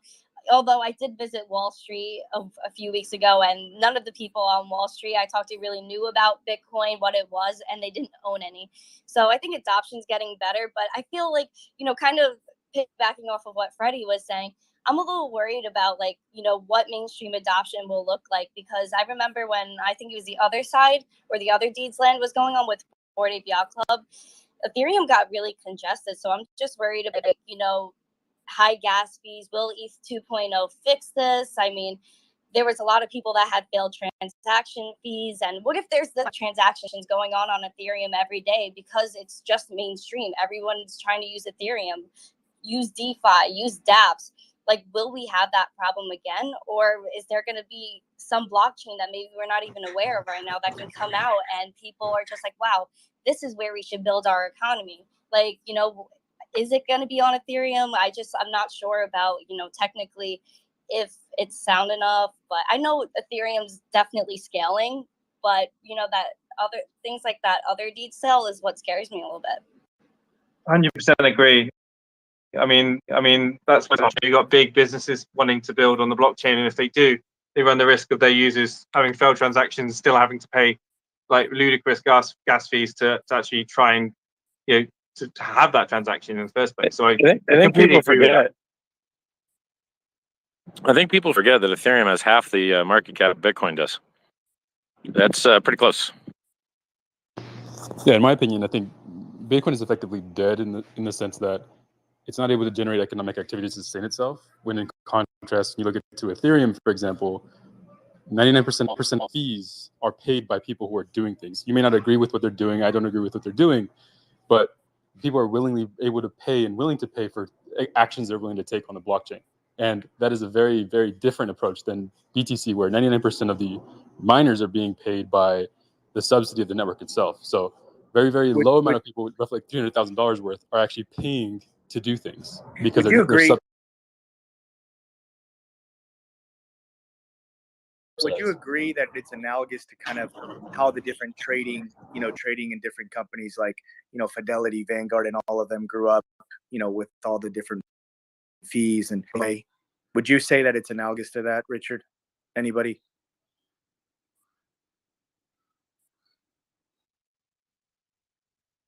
Sorry, can you clarify like what you mean a little bit? Just the fee aspect. You said that the fees. No, I mean, like there's two different kinds of fees. There's fees that you want to pay, and there's fees you don't want to pay. And so basically, like some of the Ethereum fees, people would prefer not to pay them if they could, but they have to. Then the other question is like, what is that fee money being used for? So on Ethereum, unfortunately, you know, that fee money currently just pollutes the environment. Now they're trying hard as they can, you know, get into proof of stake instead of proof of work. I mean, like also you need fees for security, right? So if Bitcoin, as the other speaker said, generates all of its revenue from block subsidies and not from fees, then no one actually has to secure the network once the block reward dies enough. And so every time there's a halvening, your security actually can go down a little bit because that security subsidy was coming from inflation. And as they drop the inflation, now you just rely on fees. No one wants to actually pay the fees. Because, I mean, what can you really do with Bitcoin? You're going to send it from one address to another. You can't actually, like, do real DeFi, right? There's no NFT launches. There's no time deposits. There's no, like, any stuff that people really want. So I think long term, the fact that Ethereum is like 99% of all the fees in all blockchains is pretty good because it shows that this stuff is really valuable and people will really pay for it. I mean, I don't know. Some of the stuff they shouldn't pay for though. Like, I don't know, guys. The monkey pictures. I'm not a bull in the monkey picture market. You know. Yeah. So you touched on something that I mean we didn't let you know compound interactions with the wallets, the whole having the wait time.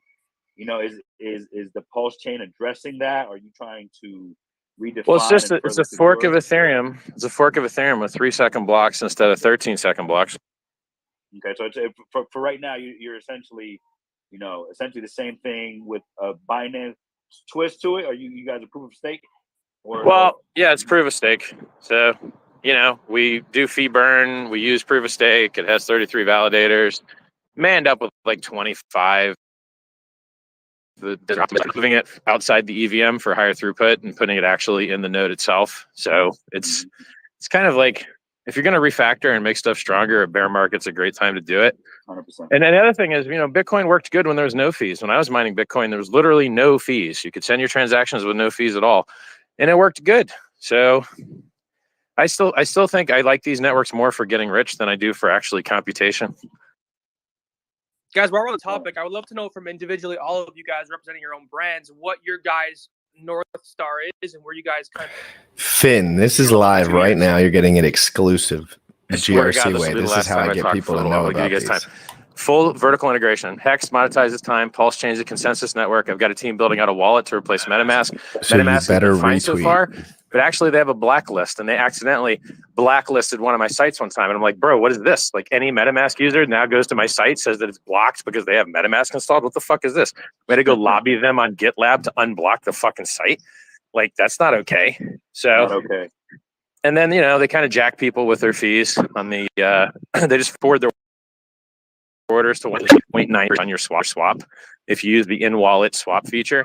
So, I mean, for redundancy and for, decentralization and robustness, I think it's good to have another wallet. So if I've got the wallet, I've got the trading with PulseX, our fork of Uniswap, I've got the consensus network with Pulse Chain, and I've got the storage of value with Hex. I've got complete and total vertical integration, except for fiat on-ramps and off-ramps.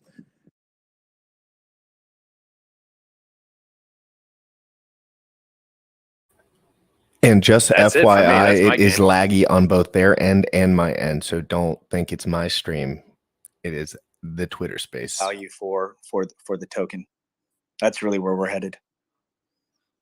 From my point of view at Everise, like, our mission is to build tools and just build a suite of the apps and continue to focus on security and improve and empower people with their choices through decentralization to make Web3 development faster for people looking to come into the space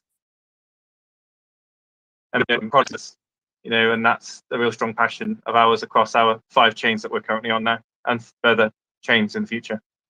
I'll just add to that, Jason, since we work for the same project. Yeah, over at Everise, like, we think the reality is in 10 to 20 years, decentralization to a certain extent will correlate and coalesce around optimal tech, but it will also want to correspond and correlate and coalesce around communities. And so these communities need to be minimally viable, but once they start forming and everybody gets their assets into self-custody, they're going to need foundation structure. So we're proud to build that. And we're proud to build tools to keep people's wallets safe and secure as best we can. Definitely. I mean, I lead my own project. I'm taking the mining concept and really trying to translate it, beyond just crypto mining. And Google, they hit a home run with what I believe it's ad mining, and it took them to be $1 billion company. So that's the avenue or the niche I'm trying to build in crypto is really bringing that ad revenue in and that way. It takes a long time, but once those processes are built and the train is going downhill, anything's possible.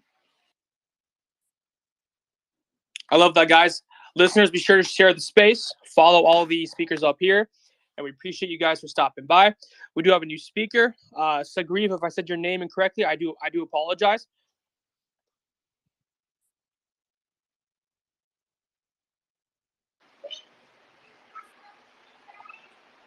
Okay. Probably right.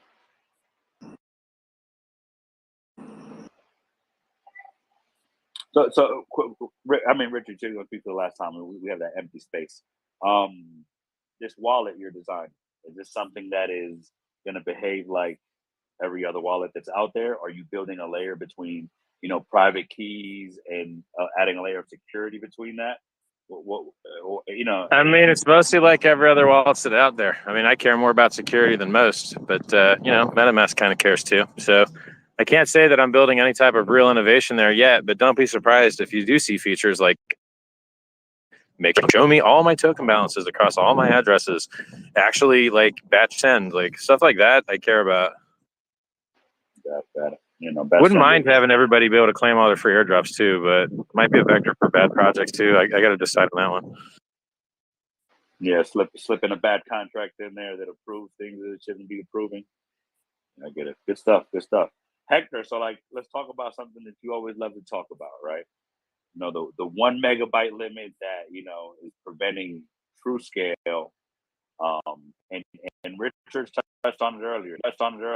BTC and BCH by essentially picking a side, and here you are, a champion, and I believe you're a defeater of Bitcoin maxis that are just spewing the repetitive garbage that's out there, and you have this system that runs on the same rails essentially, right? That can do a lot more. You know, what are your thoughts on that? Where do you see the future going? Because you know, humanity is all about expanding and going faster, and to have something that they're saying is, you know, written in stone, not going to change. The value of Bitcoin doesn't go up 10x. There is no incentive for miners to keep mining, and I say 10x as a, you know, hyperbole. But go for it, man. So yeah, so BTC, like I said, has inherent flaws in it, and a lot of it stems from the transaction throughput capacity. People say it's fine, that it's meant for, you know, only the most pristine transactions. Well, if that's the case, then you'll never be able to have the world use it, because you have a limit of 600,000 transactions per day, which, if you're not willing to do things every 4 years, then your capacity as a miner cuts in half every 4 years. So that means everyone must pay double as much just to maintain status quo, not to necessarily increase the quote unquote security of the network.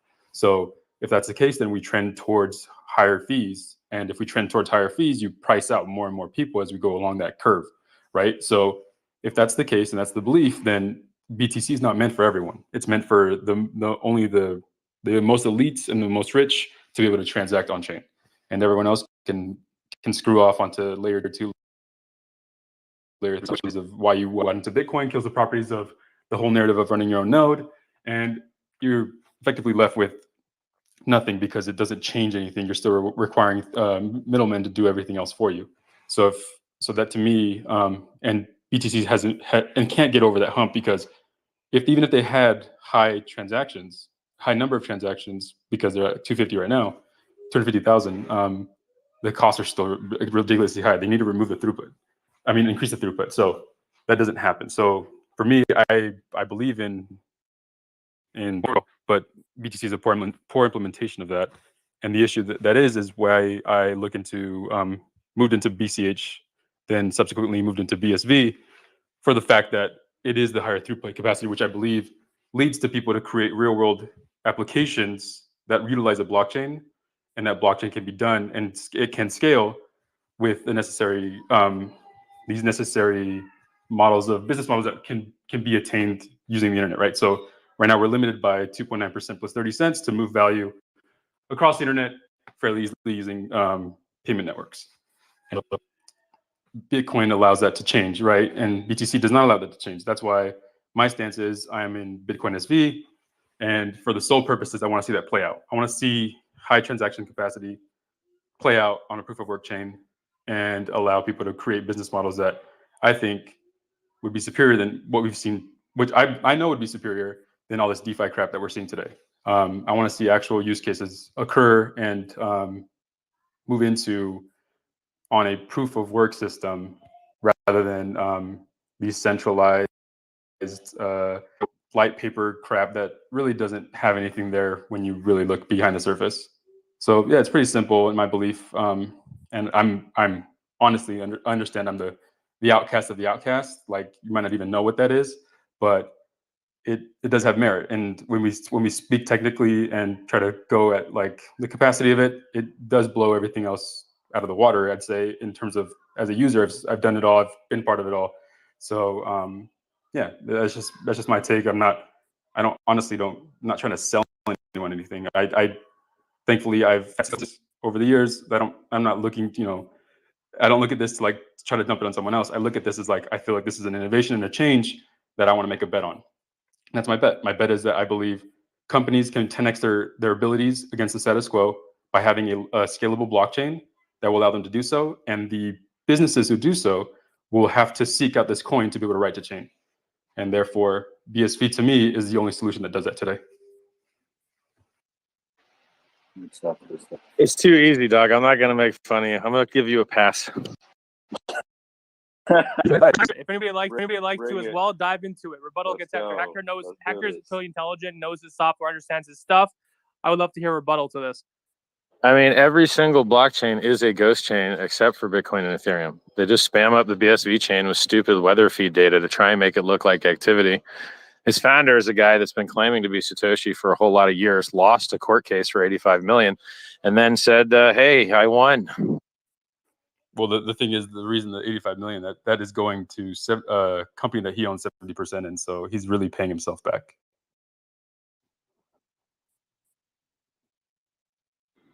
Isn't that always the case? Well, I don't know if that's always the case, but I've dealt with litigation. I wasn't on the other end where I was fighting against myself or had to pay myself. But besides that like irrelevant thing, like I agreed with you in the sense that when Craig Wright came out in 2015, roughly 2014, he started talking a lot of stuff. But over the years, he's able to walk the walk, not just talk the talk. And we have a scalable blockchain today. You may disagree with what the content is of what's on the blockchain, what people use it for, but it doesn't, and it can do whatever it wants to do. People have built stuff that is on Ethereum. There's even transpiler to transpile code from Solidity to Bitcoin script. So this is possible. This is a reality today, and we can argue on that. How much did you lose on those two plays, the BCH and then the BSV play? Because it seems like you got reloaded, man. That's like 295 downs in a row. Well, no, I got mine forked off. Oh, all right. So to me, it's a lot. And then like I'm not saying like I'm not just some like Bitcoin guy who doesn't get into this stuff. Like I'm a person who owns Ethereum, who's done all this stuff. Like I've been in DeFi, I've done all this stuff for years. Like I don't speak from like a naive perspective. I've been in Bitcoin and I've held Bitcoin, I've held the forks, and I understood what the forks did. And I completely agree today with you in the sense that BTC is garbage, it's dead because of these like inherent issues it has now. And I agree with you that you feel that you can find a better way to fix that. And I just disagree that I think Bitcoin still can be fixed. So one thing that I just heard is the fork concept. That you forked Ethereum, you're rebranding it as Pulse Chain. How is this possible, right?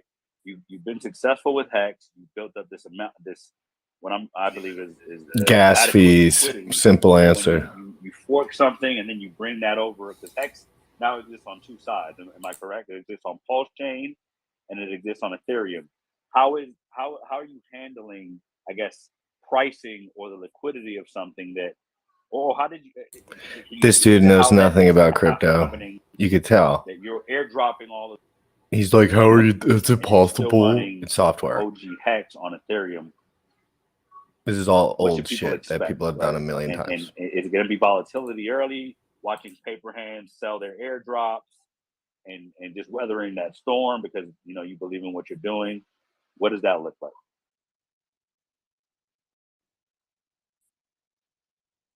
I mean, basically, there's 660 million sit in the sacrifice addresses, so people believe in the political messages that kind of led to these things.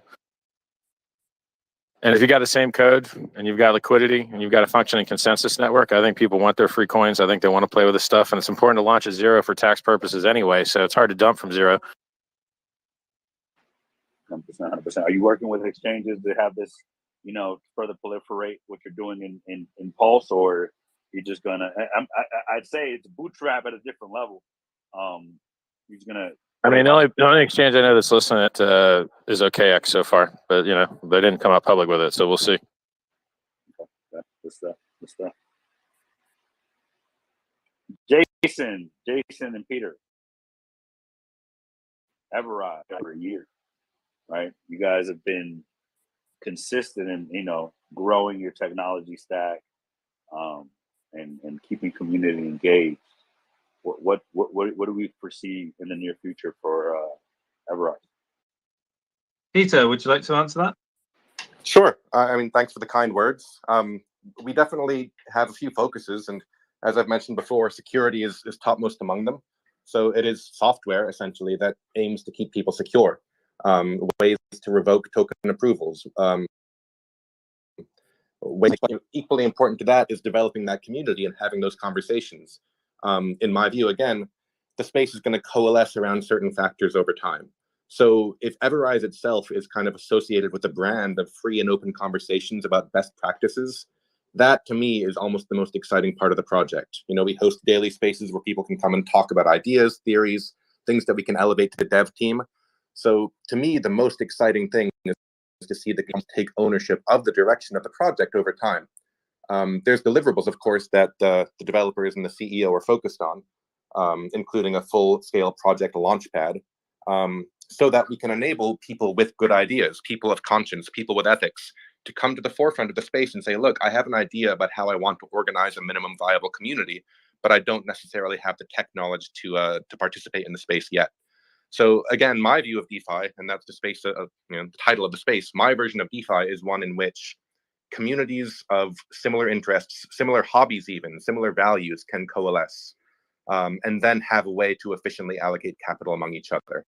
So that depends upon external solutions, on bringing external value to a project. And when a community, the Everrise community, can associate with a brand, the decentralized applications that are being put out, then you get into this kind of dual set where, both sides stand the other side. The community elevates the brand, the community spreads awareness about the project, and at the same time, the developers provide solutions that everybody can use, no matter what project you're in. So people say unified DeFi a lot. I think that's fine to an extent, but I do think projects will develop over time that don't have to share the same values, but they do have to share the same security. And that's the theme that we've been talking about, these centralized exchanges, these banks that spend all of their time figuring out how to apply externalities to our transactions. These are the entities that DeFi aims to combat aggressively, and Everrise is proud to be a part of finding a way to allocate value in a more efficient manner. Absolutely. We look at ways and means to offer solutions to the projects. Next, the app that we've got launching, is going to be, a launch pad. But the launch pad is going to be across the 5 chains that we're on, and we'll be giving out to developers the ways and means with these utilities that are often quite first to market. The ability to lock, secure your smart contract onto the blockchain behind a community vote to make key decisions on function changes, liquidity changes. Obviously, a community held vote for initial LP, like the custody of the initial LP that's raised. Being able to migrate over to a new version of a smart contract. Being able to essentially have a swap that doesn't activate the swap and liquidity. Very commonplace actually. There's a lot of smart contracts that have that, which adds sell pressure to the chart, which is just not healthy for projects looking to grow and build. So again, we identify issues, problems that are plaguing DeFi. We get feedback from the community, from other developers, and we put our heads down and we build solutions, and we won't stop doing that.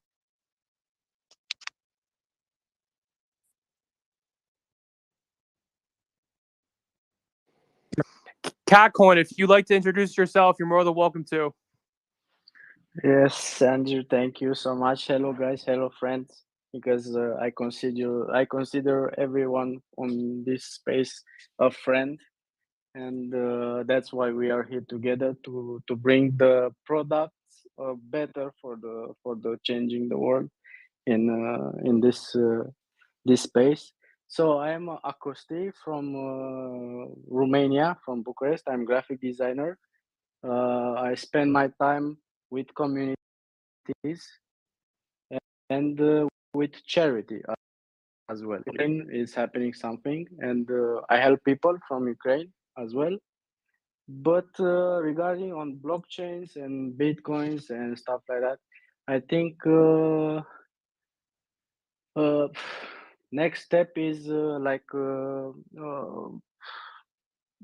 don't know which one says about Bitcoin needs to be improved, and yeah, with all space we can do that. Appreciate and that, Cat. yeah, and even with his If you're product, in here, I I'm have, gonna interrupt this guy for 1 second. If you're in here, I posted a clip of earlier in the stream when Richard went absolutely Super Saiyan, career-ending blow to Alex Mashinsky. I have a feeling it's going to go popular if they don't take it down. It's already been taken down on TikTok. It's on YouTube Shorts. It's on Twitter, but go to the Twitter and retweet it. It's funny as shit. Opportunity, building the best layer one there is. So we are internet money, and we are actually Holy building shit, upon KG Pulse is Chain. on there right now. And Holy shit. Richard, I'm not sure if you know this yet, but we are building a native Pulse Chain wallet. And we're doing a couple cool things to not only bring adoption to crypto, but to bring adoption to Pulse Chain as well. So we are a tokenized crypto wallet. And we're doing it before. Our wallet, like MetaMask, like Trust Wallet, like all the other wallets out there, a fee is charged when a user swaps from one asset to another. But unlike those other wallets, rather than paying the fee in the asset you're swapping out of, the user pays the fee in the form of the blockchain's native coin. Then that native coin, the fee that is generated, is paid out to the holders of our native token. So I bring that up to show that there's one separation. But with the tech that we're building, every single thing we're doing is centered around user experience, cleanliness, organization, approachability, education, and to add an additional layer of simplicity and to remove a barrier to entry, we're giving every user who downloads our wallet free crypto. If you download the wallet, which will be an Android app, iOS app, and Chrome browser extension, you'll be airdropped free Pulse Chain's native currency, and that's the overall pitch. What are the and this might be for Richard, in Ethereum we have ERC20s, in Binance we have BEP20s. What's the I guess the labeling for for a sub token in Pulse? PRC20. PRC20. Okay, that's good to go. Good to go. All right, KG, you got a good chill on Pulse through there. Good luck on the project. That was amazing, KG. That was amazing. Hey, what's good, guys? How's everybody doing? Doing well, dog. Yourself? Yeah, I've been listening, man. It's a great conversation. I love how you guys touch on different chains. My 2 cents on DeFi, and might be a bit contradictory, but I think institutions are going to adopt DeFi in massive scale next 2 to 3 years. I know it kind of goes against the idea of decentralization, but we're just providing a financial layer to express any economy. So whether it's the digital economy, the real economy, the metaverse economy, it's just a better financial. Whether it happens on one chain or multiple chain, like, it doesn't really matter. But I think that's where we're going, and you're starting to see some interest. The only limitation I see for that adoption, obviously, is regulation, UX, but also liquidity. If we're able to have bigger liquidity pools and vaults that they can leverage, because I think those players are not looking to put 5 or 10 million; they're probably looking to put 100 million. So, can we absorb that type of liquidity? That's really important for them. So, I enjoyed the conversation. Just want to say to you guys, love it. So, I hope you keep it going too. I don't know. We have the bandwidth for that. You know, everyone has things to do, but this is a good start. To start, Saturday. Richard, we appreciate you coming by. Freddie, Jason, Peter, Hector, always. If anyone wants to put any closing thoughts, I'm not saying we're gonna close out right now, but sometimes people want to keep running the closing thoughts to start getting the mindset that we're gonna start winding this down. So put that out there.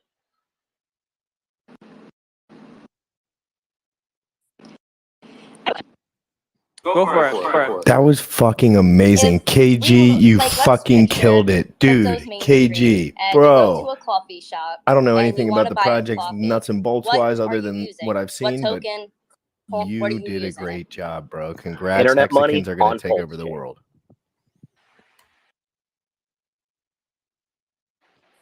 I'm using whatever makes sense at the time, right? That whatever's to my advantage for whatever it is I'm trying to do. Because there's people that are Binance Maxis and they'll have their ETH wrapped, their BTC wrapped, and that's a dollar transaction. When you're doing business with a mining company, they want their stuff in USDT, right, or Bitcoin. So it's all I'm in all of it right now, and hope that Bitcoin. I don't believe it's like Richard was alluding to, right? I don't believe there's 100x anytime soon, but it is the foundation of everything. So I always make sure I have some of that. Miss Shane, I think you're asking like what's gonna be the one, like the one that. No, like if you were to go to a coffee shop, what would be you're looking to use to purchase coffee? Like that's the question. Not like what's going to be the one, but like if you were to go to a coffee shop right now and say, hey, like, all right, what crypto am I Give him my wallet can I use fucking right now credit to pay card, for you this? dummy. What's feasible? What's fast? What I would think that the be? infrastructure is there right now, right, for the Lightning Network with Bitcoin, right? There's countries adopting Bitcoin, and the infrastructure is there with the Lightning. So I probably would say Bitcoin for myself. I just use Visa. Oh, GRC is so smart.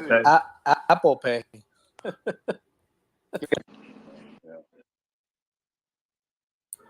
Yeah, I think everybody is going to be Miss different. T, what would, because you asked the question, what would you use? No shit. Like, I right mean, now. of course she I'm asked sitting this here question. at this moment, Litecoin. I mean, the real Please answer don't right now play is that you're not off selling, you're not using crypto now. You're holding your crypto, right? Right. Well, at least in the United States, right? I've why transacted in Litecoin plenty of times, a lot. Yeah, often. Why Litecoin? It's fast, cheap, easy. You could do it on Apple Pay too. Like if you have the Litecoin card, you could hook that up to Apple Pay on your phone and tap and pay with Litecoin. So with these cards, because it's like I feel like they pulled one on me. Because I mean, I got the crypto.com card, right? And I remember like the advertising felt like I could just like have They got you, Bitcoin in Tech. that wallet. Matt Damon got you good, huh, Tech? They Matt got Damon you, really Tech. put, yeah.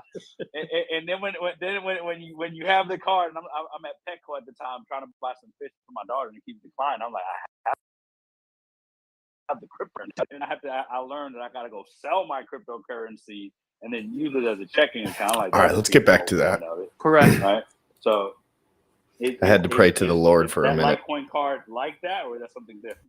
No, like you send Litecoin to the balance and you just have the physical card, or you have like obviously like the card number like any other debit or credit, and you can just add it to Apple Pay or transact like you usually would. Does the card itself have its own entity? It's what do you mean by that? I mean, I know what you Does it have its own? Does it have its own balance? Does the card have? Yeah, it's like you have to load it with Litecoin. Right, but it has to have a clearinghouse, right? It's got to be a bank, right? So, do you have to change it? Does it cost a fee to change it? Because if you got to put your Litecoin in and then you got to pay a fee to exchange it to USD, doesn't that defeat the purpose? Like when you spend it, it's very, very, very low. Okay, but there's still a fee.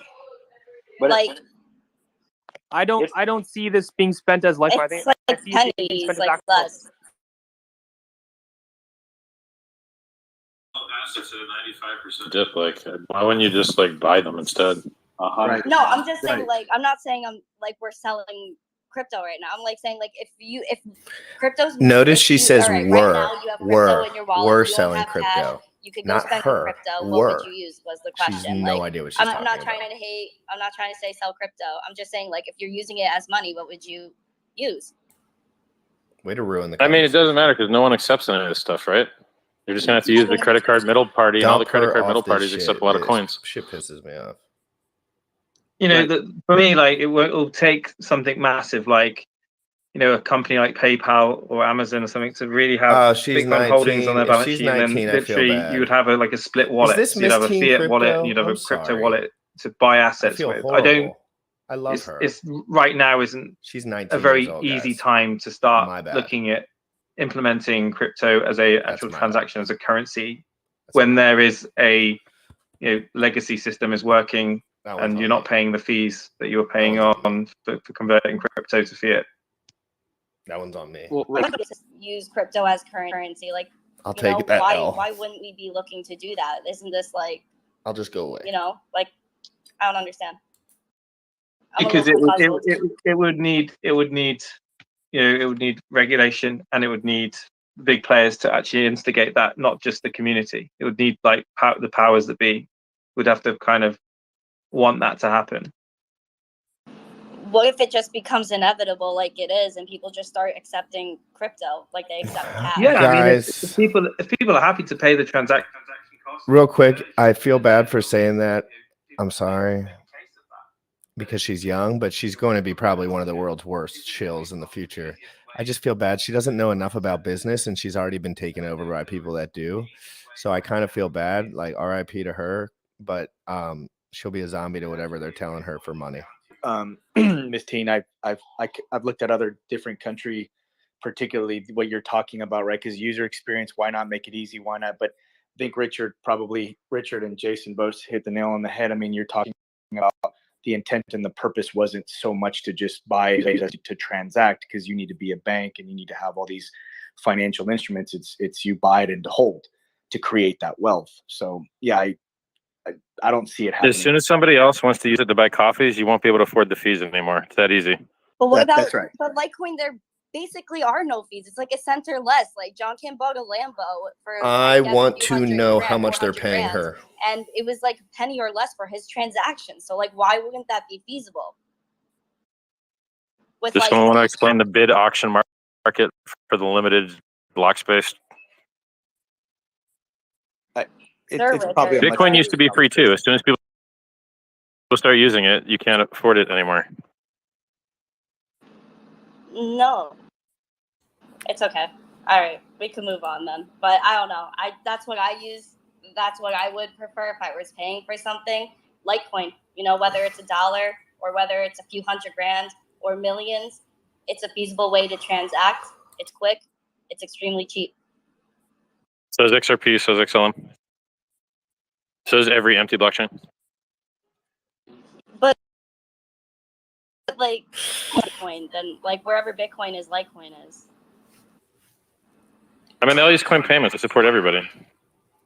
Yeah, I think you're focused more on the ease of use versus crypto to buy stuff. I could be wrong.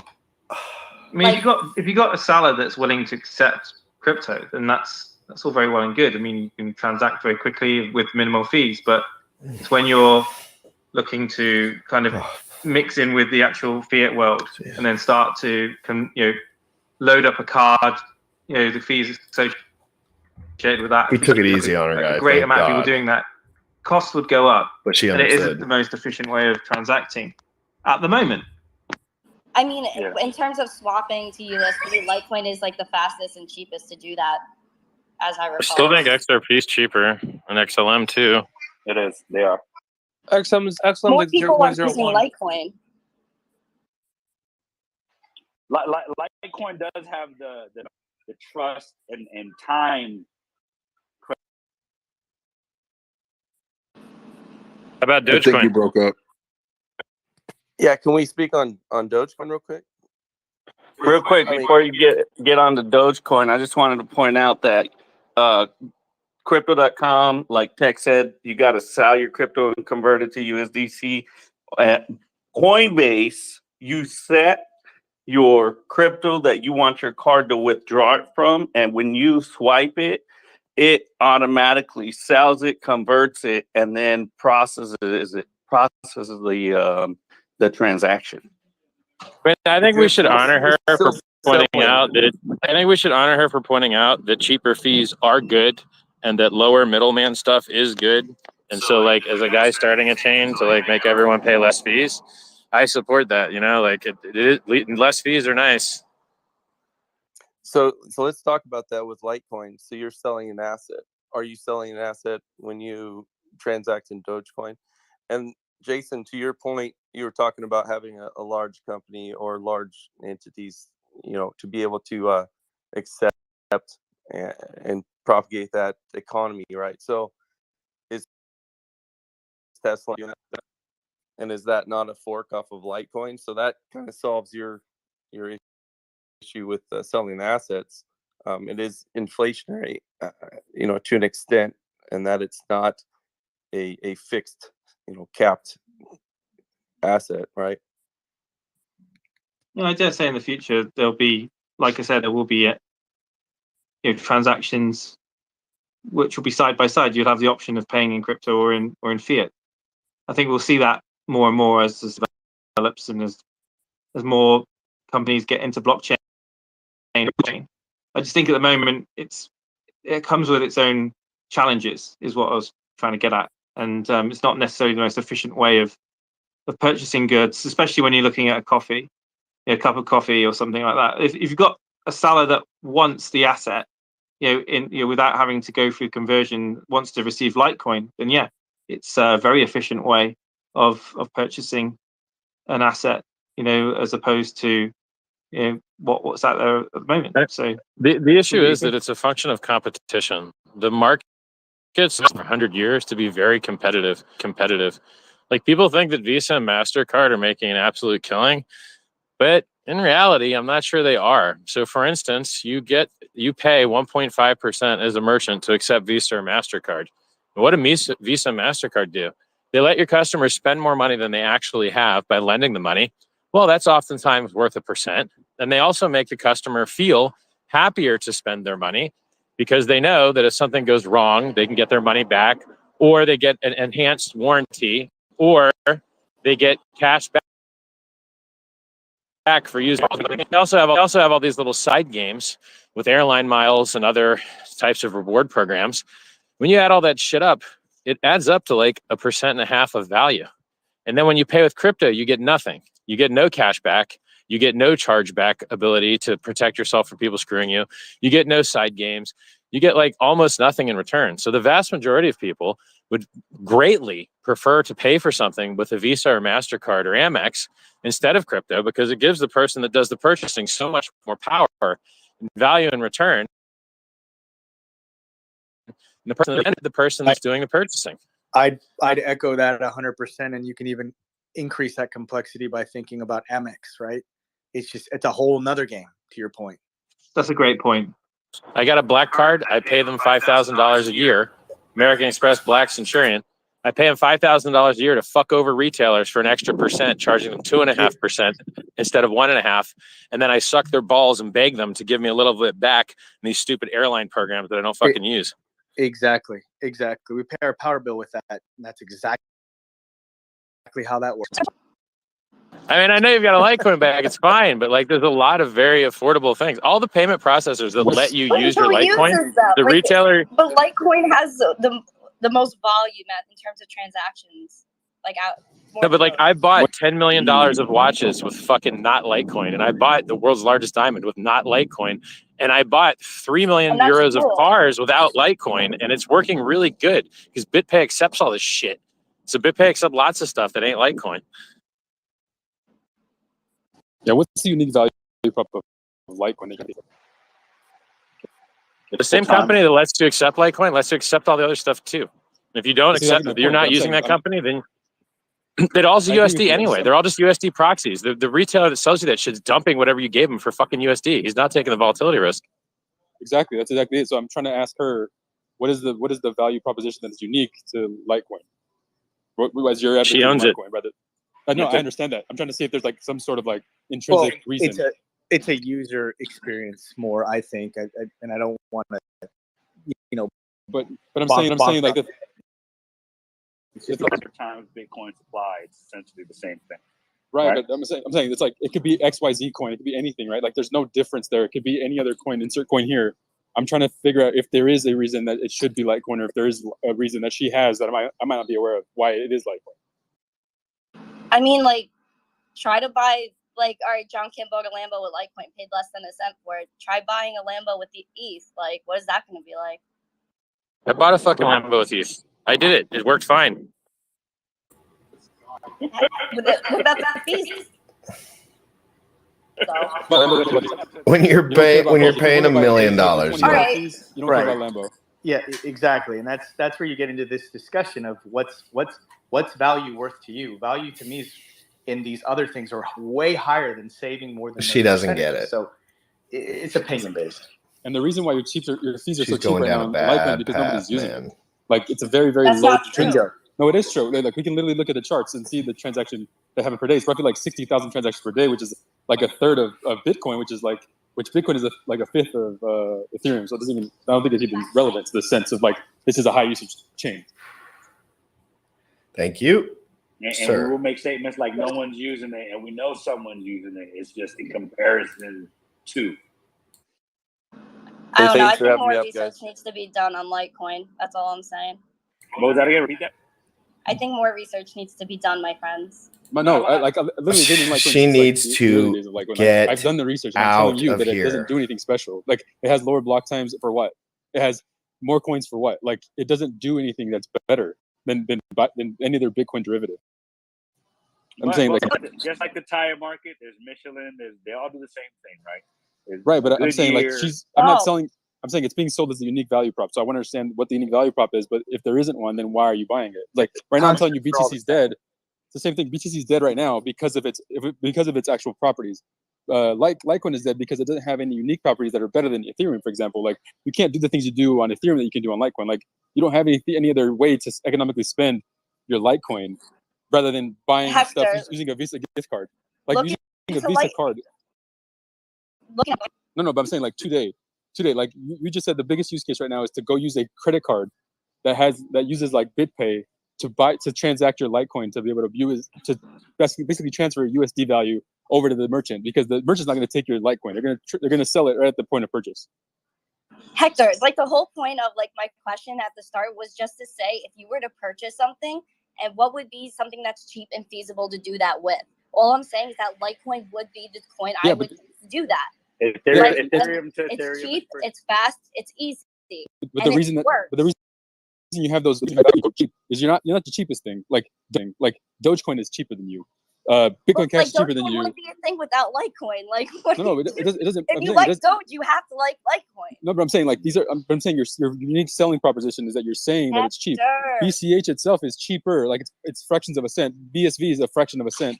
So, like, those are much cheaper. And I'm glad this dude's taking the reins and just doing it. So makes it a the lot fact that easier. Litecoin goes up in transaction volume, like BTC goes up in transaction volume, your costs are going to go exponentially higher, which is going to defeat your own prop of being cheap, which is in contrast to BCH and BSV. Where you can put, like, for example, BSV had 20 million transactions in a 24-hour period. Each average transaction cost was 0.001 cents. So that still is an tax value prop at a very high throughput capacity, which is not the case. That same argument you're making also applies to Ethereum, right? Guys, the real risk here is not that you're paying X in fees. It's that you get fucking wrecked holding a bag of trash, right? Like, Charlie Lee sold the top and dumped on you and abandoned his own fucking project and lied about integrating confidential transactions is just rather generally scummy. So, it's a fee instead of a 1 cent fee. You're going to lose 99% of your fucking money holding a shit coin. I think that goes into the argument of intrinsic value, though. Like, you have to understand what the intrinsic value is. Like, I believe that's why I argue for Ethereum versus BTC, that Ethereum has intrinsic value because there's economic things you can do with it, right? They may suck, they may not be the best things, they may not be like, the most pro. Let me give you an example. I told you how to sell BCH for Bitcoin when it was 0.19. That it's now like it dropped 99% high. 0.5 was its high, but it dropped 99%. So while you're waiting for your low fees, you're losing all of your money sitting there before you do your transaction. You buy it, you're losing money. You hold it, you're losing money. The guy that takes it from you, he's losing money. Everyone feels bad for ever having touched it. No, and that's what I'm saying. Like, if you're going to argue these things, like, in the context of this market, like, then you have to argue that these markets are highly efficient at price discovery, which these markets are very highly inefficient, very highly illiquid compared to the traditional markets. That it creates a high inefficiency, and also it's a very narrative-driven market. So no one actually knows what they're buying. Like, right now, we just had someone talk to us about Litecoin, and they're telling me to look into it when I looked into it when it barely came out. So that's where we're at. We're not in a very, very, very educated investor group, is what I'm saying. Thank you. Well, yeah, I agree with you that the price did go in that direction. Thank you. That's fine, but that doesn't speak to the merits that this market is very efficient in this.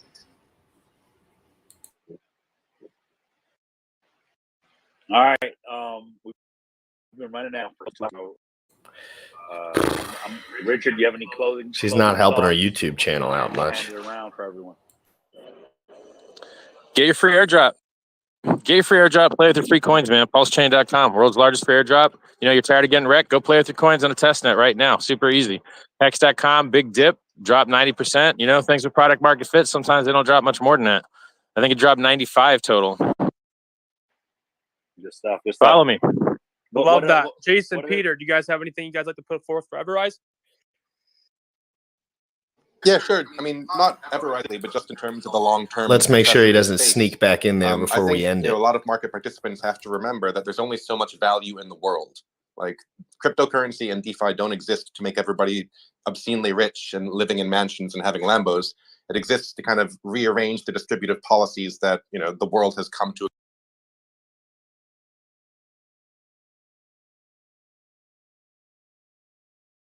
agree upon, not by any unanimity, but just almost by accident.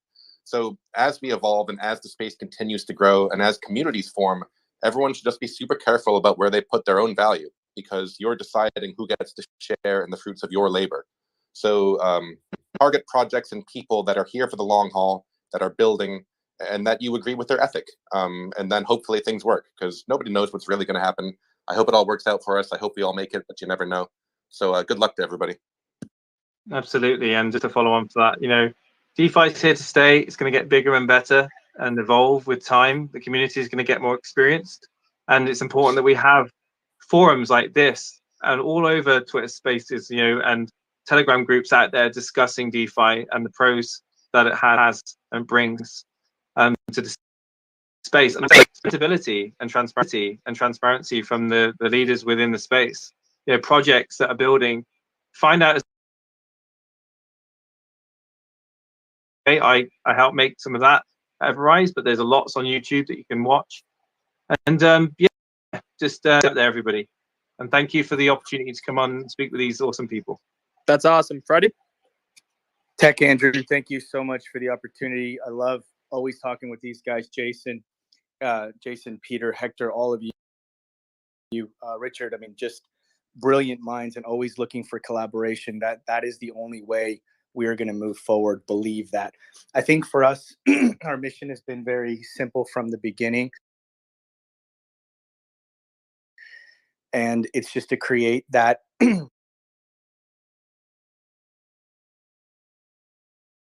on exactly what Jason was saying, the people behind the project. I think we get lost in the emotion. Richard was talking a little bit about that, the emotion mob. You know, when we came into this space, me being new to this space, that was a thing that I took very personally. And what I figured out after 22 years is that, you know, the emotions was what made our business really well. And so for us, building that community, you know, look at the entrepreneur, look at their track record, look at how long it's taken them to fail, to be successful. All of these projects have different value propositions. You have options. One option may not be better than the other. They're just different options, but don't poo-poo those. Don't poo-poo those projects. Learn about them, lean on them. Again, for us, it's very simple. Creating that simple message, going out there. He just said don't poo-poo those projects after he talked about emotional investing. That's awesome. Before we go to Miss Teen Crypto and Hector, be sure to follow all the speakers up here. Be sure to follow them. Everyone knows what they're talking about. They're all well educated. It's why the three of us guys, please hit the like. I'm not at 100 yet. Are you kidding me? I've been live for almost 3 hours. Educational content out there. I will reiterate, nothing up here is financial advice. All these educational purposes only. Be sure to follow everybody up here. If you have any questions, feel free to DM myself, Tech Dom, open accessible, which is great on them. Aside from that, Miss Teen Crypto, then Hector. Thank you, Sir Andrew. Nice intro there. Thank you for having me. Before I didn't mean for things to get like a little like intense and spicy. I just wanted to see like what people would want to spend. I didn't mean for it to go like any which way, Hector. Like we're still friends. Peter, Jason, Akeem, Freddie, Tech, Andrew, Dom, Sir Richard. He knows we're friends. We're all friends. And we're just having like a cool discussion because that's what this is all about. Like, you know, shut up. You're just shilling your bullshit bags that some dude's giving you. As we educate one another, get her off the mic. Perspectives, which is so healthy, and that's what we need, so we can have mainstream adoption and just like collaborate. She already is automatic that innovation, with it too. that zest. Sad. So thank you for having me. I really appreciate it. I actually did have Richard Hart on my show to discuss a lot of this stuff, and I go live 1 to 4 times a week on the Miss Teen Crypto Show. If you guys want to check that out on youtube.com/MissTeenCrypto. But thank you so much for having me. I appreciate it. I always love Instead talking of to you following guys. her, I would. Of course, it's follow always great to be disagree without being disagreeable. Hector, my man. What's up? Yeah, so I think the biggest takeaways for me is that I want to tell everyone is BTC is a literal scam, and Ethereum will never scale. Those are the things you can always remember, and those will come true, and you will eventually find that out. But besides that, so what I do is basically I own software companies, and that's what I run. But I'm very into Bitcoin and crypto in general as a whole, just try to understand what's going on.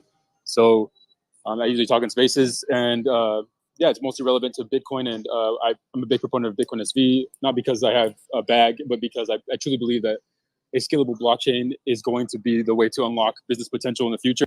And there's only one scalable blockchain, Bitcoin SV. And I would love for someone to come, change my mind and tell me that something else is more scalable. But as of right now, I hold this position, so I'm obviously willing to change. Look into Cadena. Just look into Cadena. It's interesting.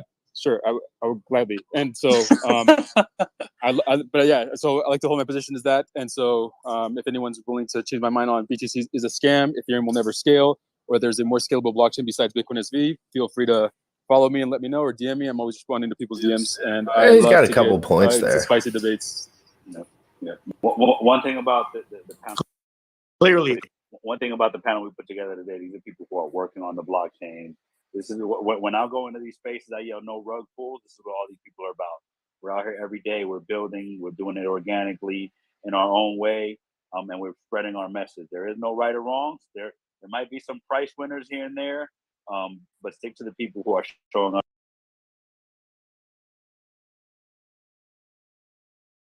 every day, are building community, and are out here educating. Like that's the important, that's that way you got. Everybody up here, we send DMs to Jason, Peter, Freddie, Miss Teen Crypto, Hector, Akeem, Richard, obviously. And it's great that everybody here is super, super accessible. So don't be afraid to access those people if you feel like you need to, appropriately, obviously. But it's to their credit, they're doing a great job. Keep building in the space, keep doing your own thing. Have your North Star and stay convicted, guys. And I will end it by saying, yes, Hector, do look into KDA. And I never tell you to look into anything, so check that shit out. I'm looking at it for price reasons, but you'll like it, though. And also, all your hexes cover, because I want you to try to convince me as much as you can. I'm waiting for Hector and DeFi Mark to have that baby. I need you guys to work on that. I'll take my money.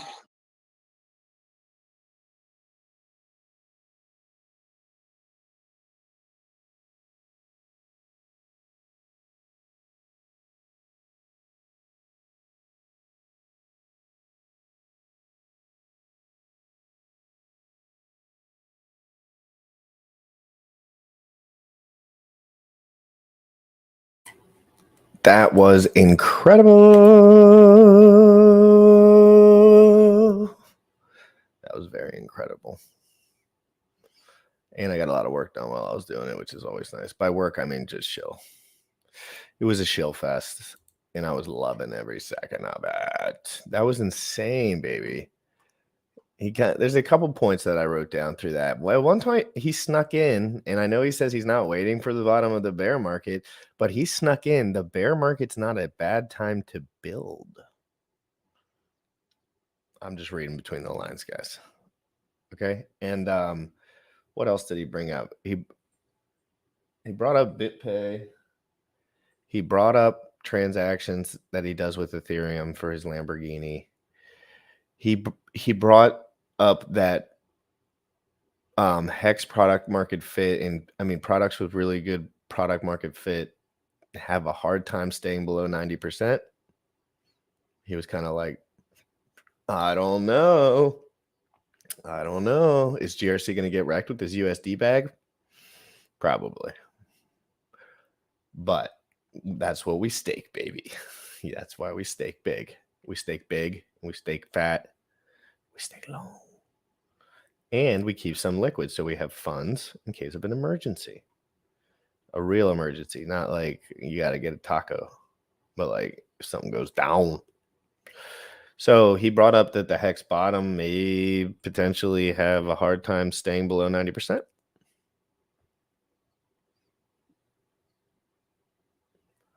for a while. And when I say have hard time staying below, it doesn't mean it can't go below, guys. But like have a hard time staying below means like it's gonna have like friction right at that point. And maybe I'm just gonna look at it, right? I'm still on USD and pray mode. I'm on USD and pray mode for a big dump. So that's my stance, to be honest. That's where I feel like it's gonna go. But I'm also in a position where I can set limit orders and be really quick on shit. And a lot of people are not. So make sure you're always dollar cost averaging and never over leveraging your position. And I'm not over leveraging shit because I'm keeping most of my liquid funds in USDC. So I can make a move if something goes lower, but I feel confident that I have enough stakes and enough liquid capital in general that I'll be good. If we pump to the moon, I'll be locked and loaded. And that's just called living a good life. It feels good. It feels good. It feels really, really good. I'm going to do, let me see what's popping on Twitter real quick now that everyone's off that stream. Okay, now that everyone's off that space, I want you. It's not popping. It's got 12 retweets, 18 likes. It's not popping, but the more people, the merrier when it comes to Richard bashing Alex Mashinsky. And I snuck in a clip about midway. I posted on everything. It already got taken off of TikTok. It was blowing up on TikTok. Like I could see the numbers. That's why I started posting it everywhere else. But it started blowing up on, and then it's gone. And why don't I just show you the video so we can show everyone what to retweet here. And I'll drop that in Sam's chat as well.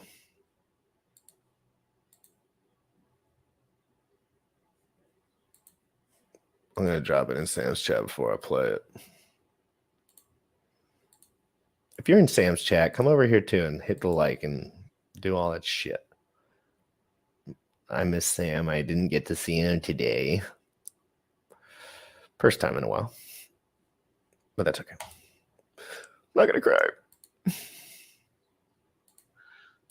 Guys, this is an exclusive ass clip right here.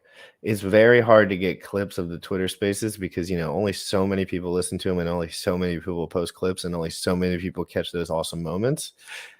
And this one might go down in the history books as one of the funniest things RH ever said about Mashinsky before he goes to federal prison. Let's check it out.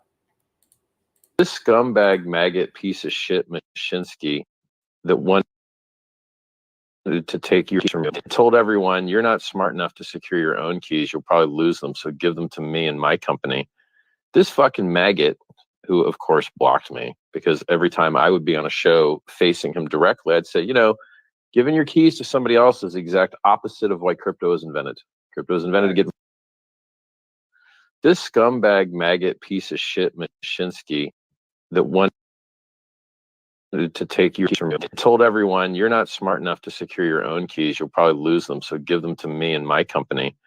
This fucking maggot, who of course blocked me because every time I would be on a Watch show my face at the end. Watch my face at the end. Giving your keys to somebody else is the exact opposite. I accidentally pressed escape. Crypto was invented to get this scumbag maggot piece of shit Mashinsky. Oh my god! I should stop playing this before my stream gets taken down because that's some harsh verbiage, guys. Some very, very, very, very, very, very harsh verbiage. Let's check it. Let's see who's retweeting.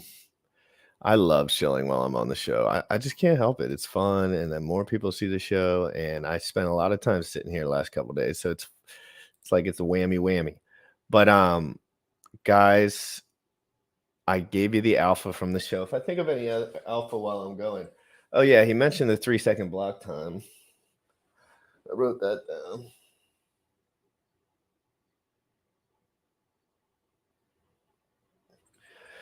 So the Litecoin argument, we can bring that up before I go.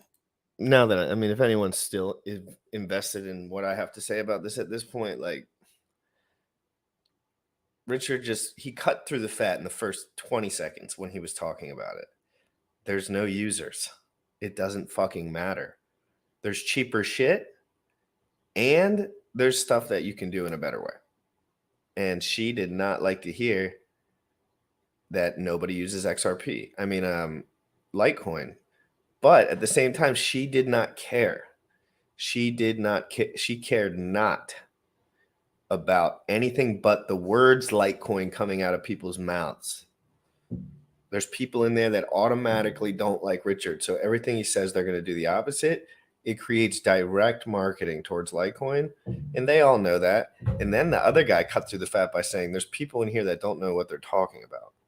When Miss Teen Crypto referred to her Litecoin back, she said "were," W-E-R-E. She said "we're not selling." She said "we're not selling." Out of instinct. Why? Because it's not her shit. She gets paid and she just has a percentage.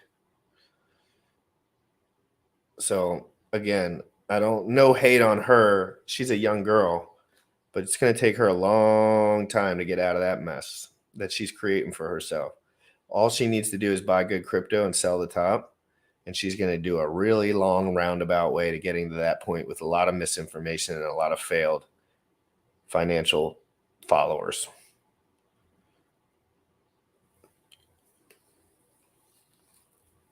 She seems nice though, but like she's just like an auto shill. Like Richard said, you have bags in it. Anyway, guys, I'm going to jump off of here now.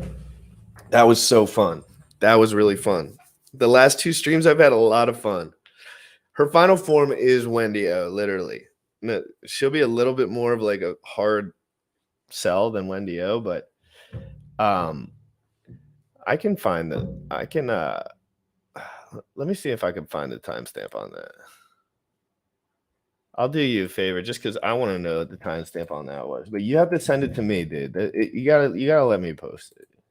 But yeah, I should probably screen record that shit. 101 likes, guys. Thank you. Let's see if I can. But you have to send it to me. Let me check because I kind of remember. Actually went through. Sometimes it got orphaned. New that you guys actions or miners are being to build like including a full organization on bringing external value. Is about I pictured YouTube Shorts.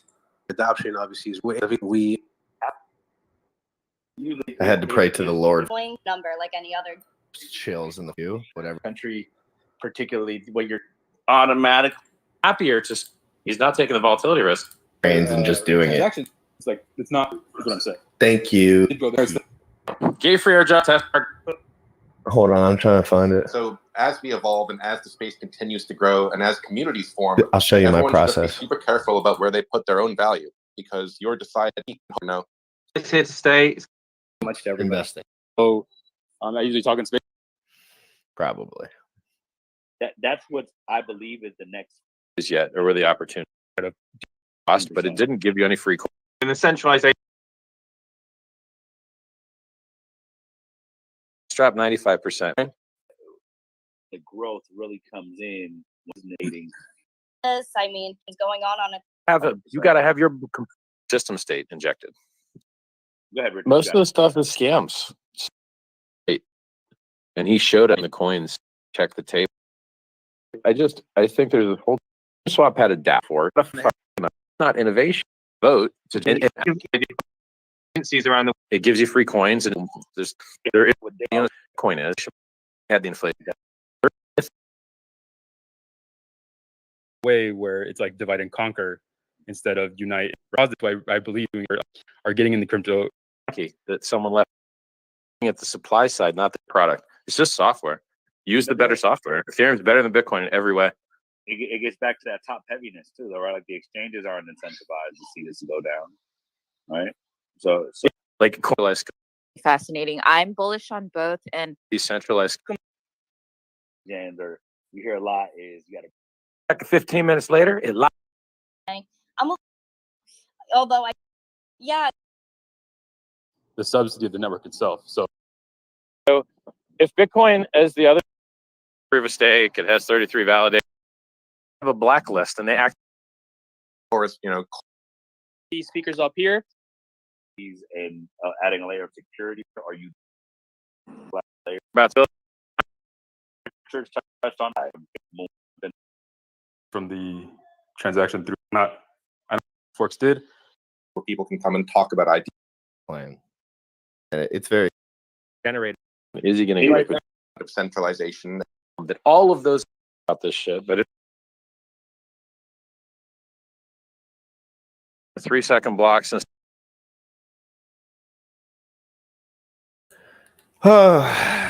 it's in there. If you go back, it was less than an hour ago. It had to have been. So it's between the hour and now. I said congratulations to KG in the Telegram. So if you look at the timestamp and double back on it, has Hedron helped Hex? Probably not, but kind of. It depends how you say help. It just depends how you use that word. Could bring adoption. It could bring more Hex buying, but it probably has been good. Yeah. And Richard said it was lit. All right, guys. Everyone have a great day. If you haven't already, hit the like, hit the subscribe, retweet this tweet. I'm out of here. It's your boy GRC. I'm going to play the outro song. Everybody have a wonderful day. I'll be here tomorrow, guys. Let's talk about Tornado Cash. Let's talk about how to do a Tornado Cash transaction, and I'll show you live how to do that. So maybe we'll do that tomorrow. Bye. Young folks, you dripping on them motherfucker. Richard Hart. Richard Hart. Bought my Hex from the fucking start. 0.1 every day we mark. Bought my Hex from the fucking start. Sacrificing all this bread like I'm Richard Hart. Got paid on big payday and I had a hit restart. Now I'm checking on my pulse just to check my heart. Bought my Hex from the fucking start. Sacrificing all this bread like I'm Richard Hart. Got paid on big payday and I had a hit restart. Now I'm checking on my pulse just to check my heart. Checking my MetaMask moving. Look at the Hex, he is mooning. Looking at wives they be choosing. Peter is why they be losing. Pull chains out and they'll get me a check. He's gas up and it got me a mess. Remember the times he died collect. Hex I been eating, I'm dying in the best. Getting this back like a year ago. Getting this post, I ain't letting go. Swerving the ring like a Lambo. Getting this back like a year ago. Getting this post, I ain't letting go. Swerving the ring like a Lambo. Bought my Hex from the fucking start. Sacrificing all this bread like I'm Richard Hart. Got paid on big payday and I had a hit restart. Now I'm checking on my pulse just to check my heart. Bought my Hex from the fucking start. Sacrificing all this bread like I'm Richard Hart. Got paid on big payday and I had a hit restart. Now I'm checking on my pulse just to check my heart. Richard Hart. Richard Hart.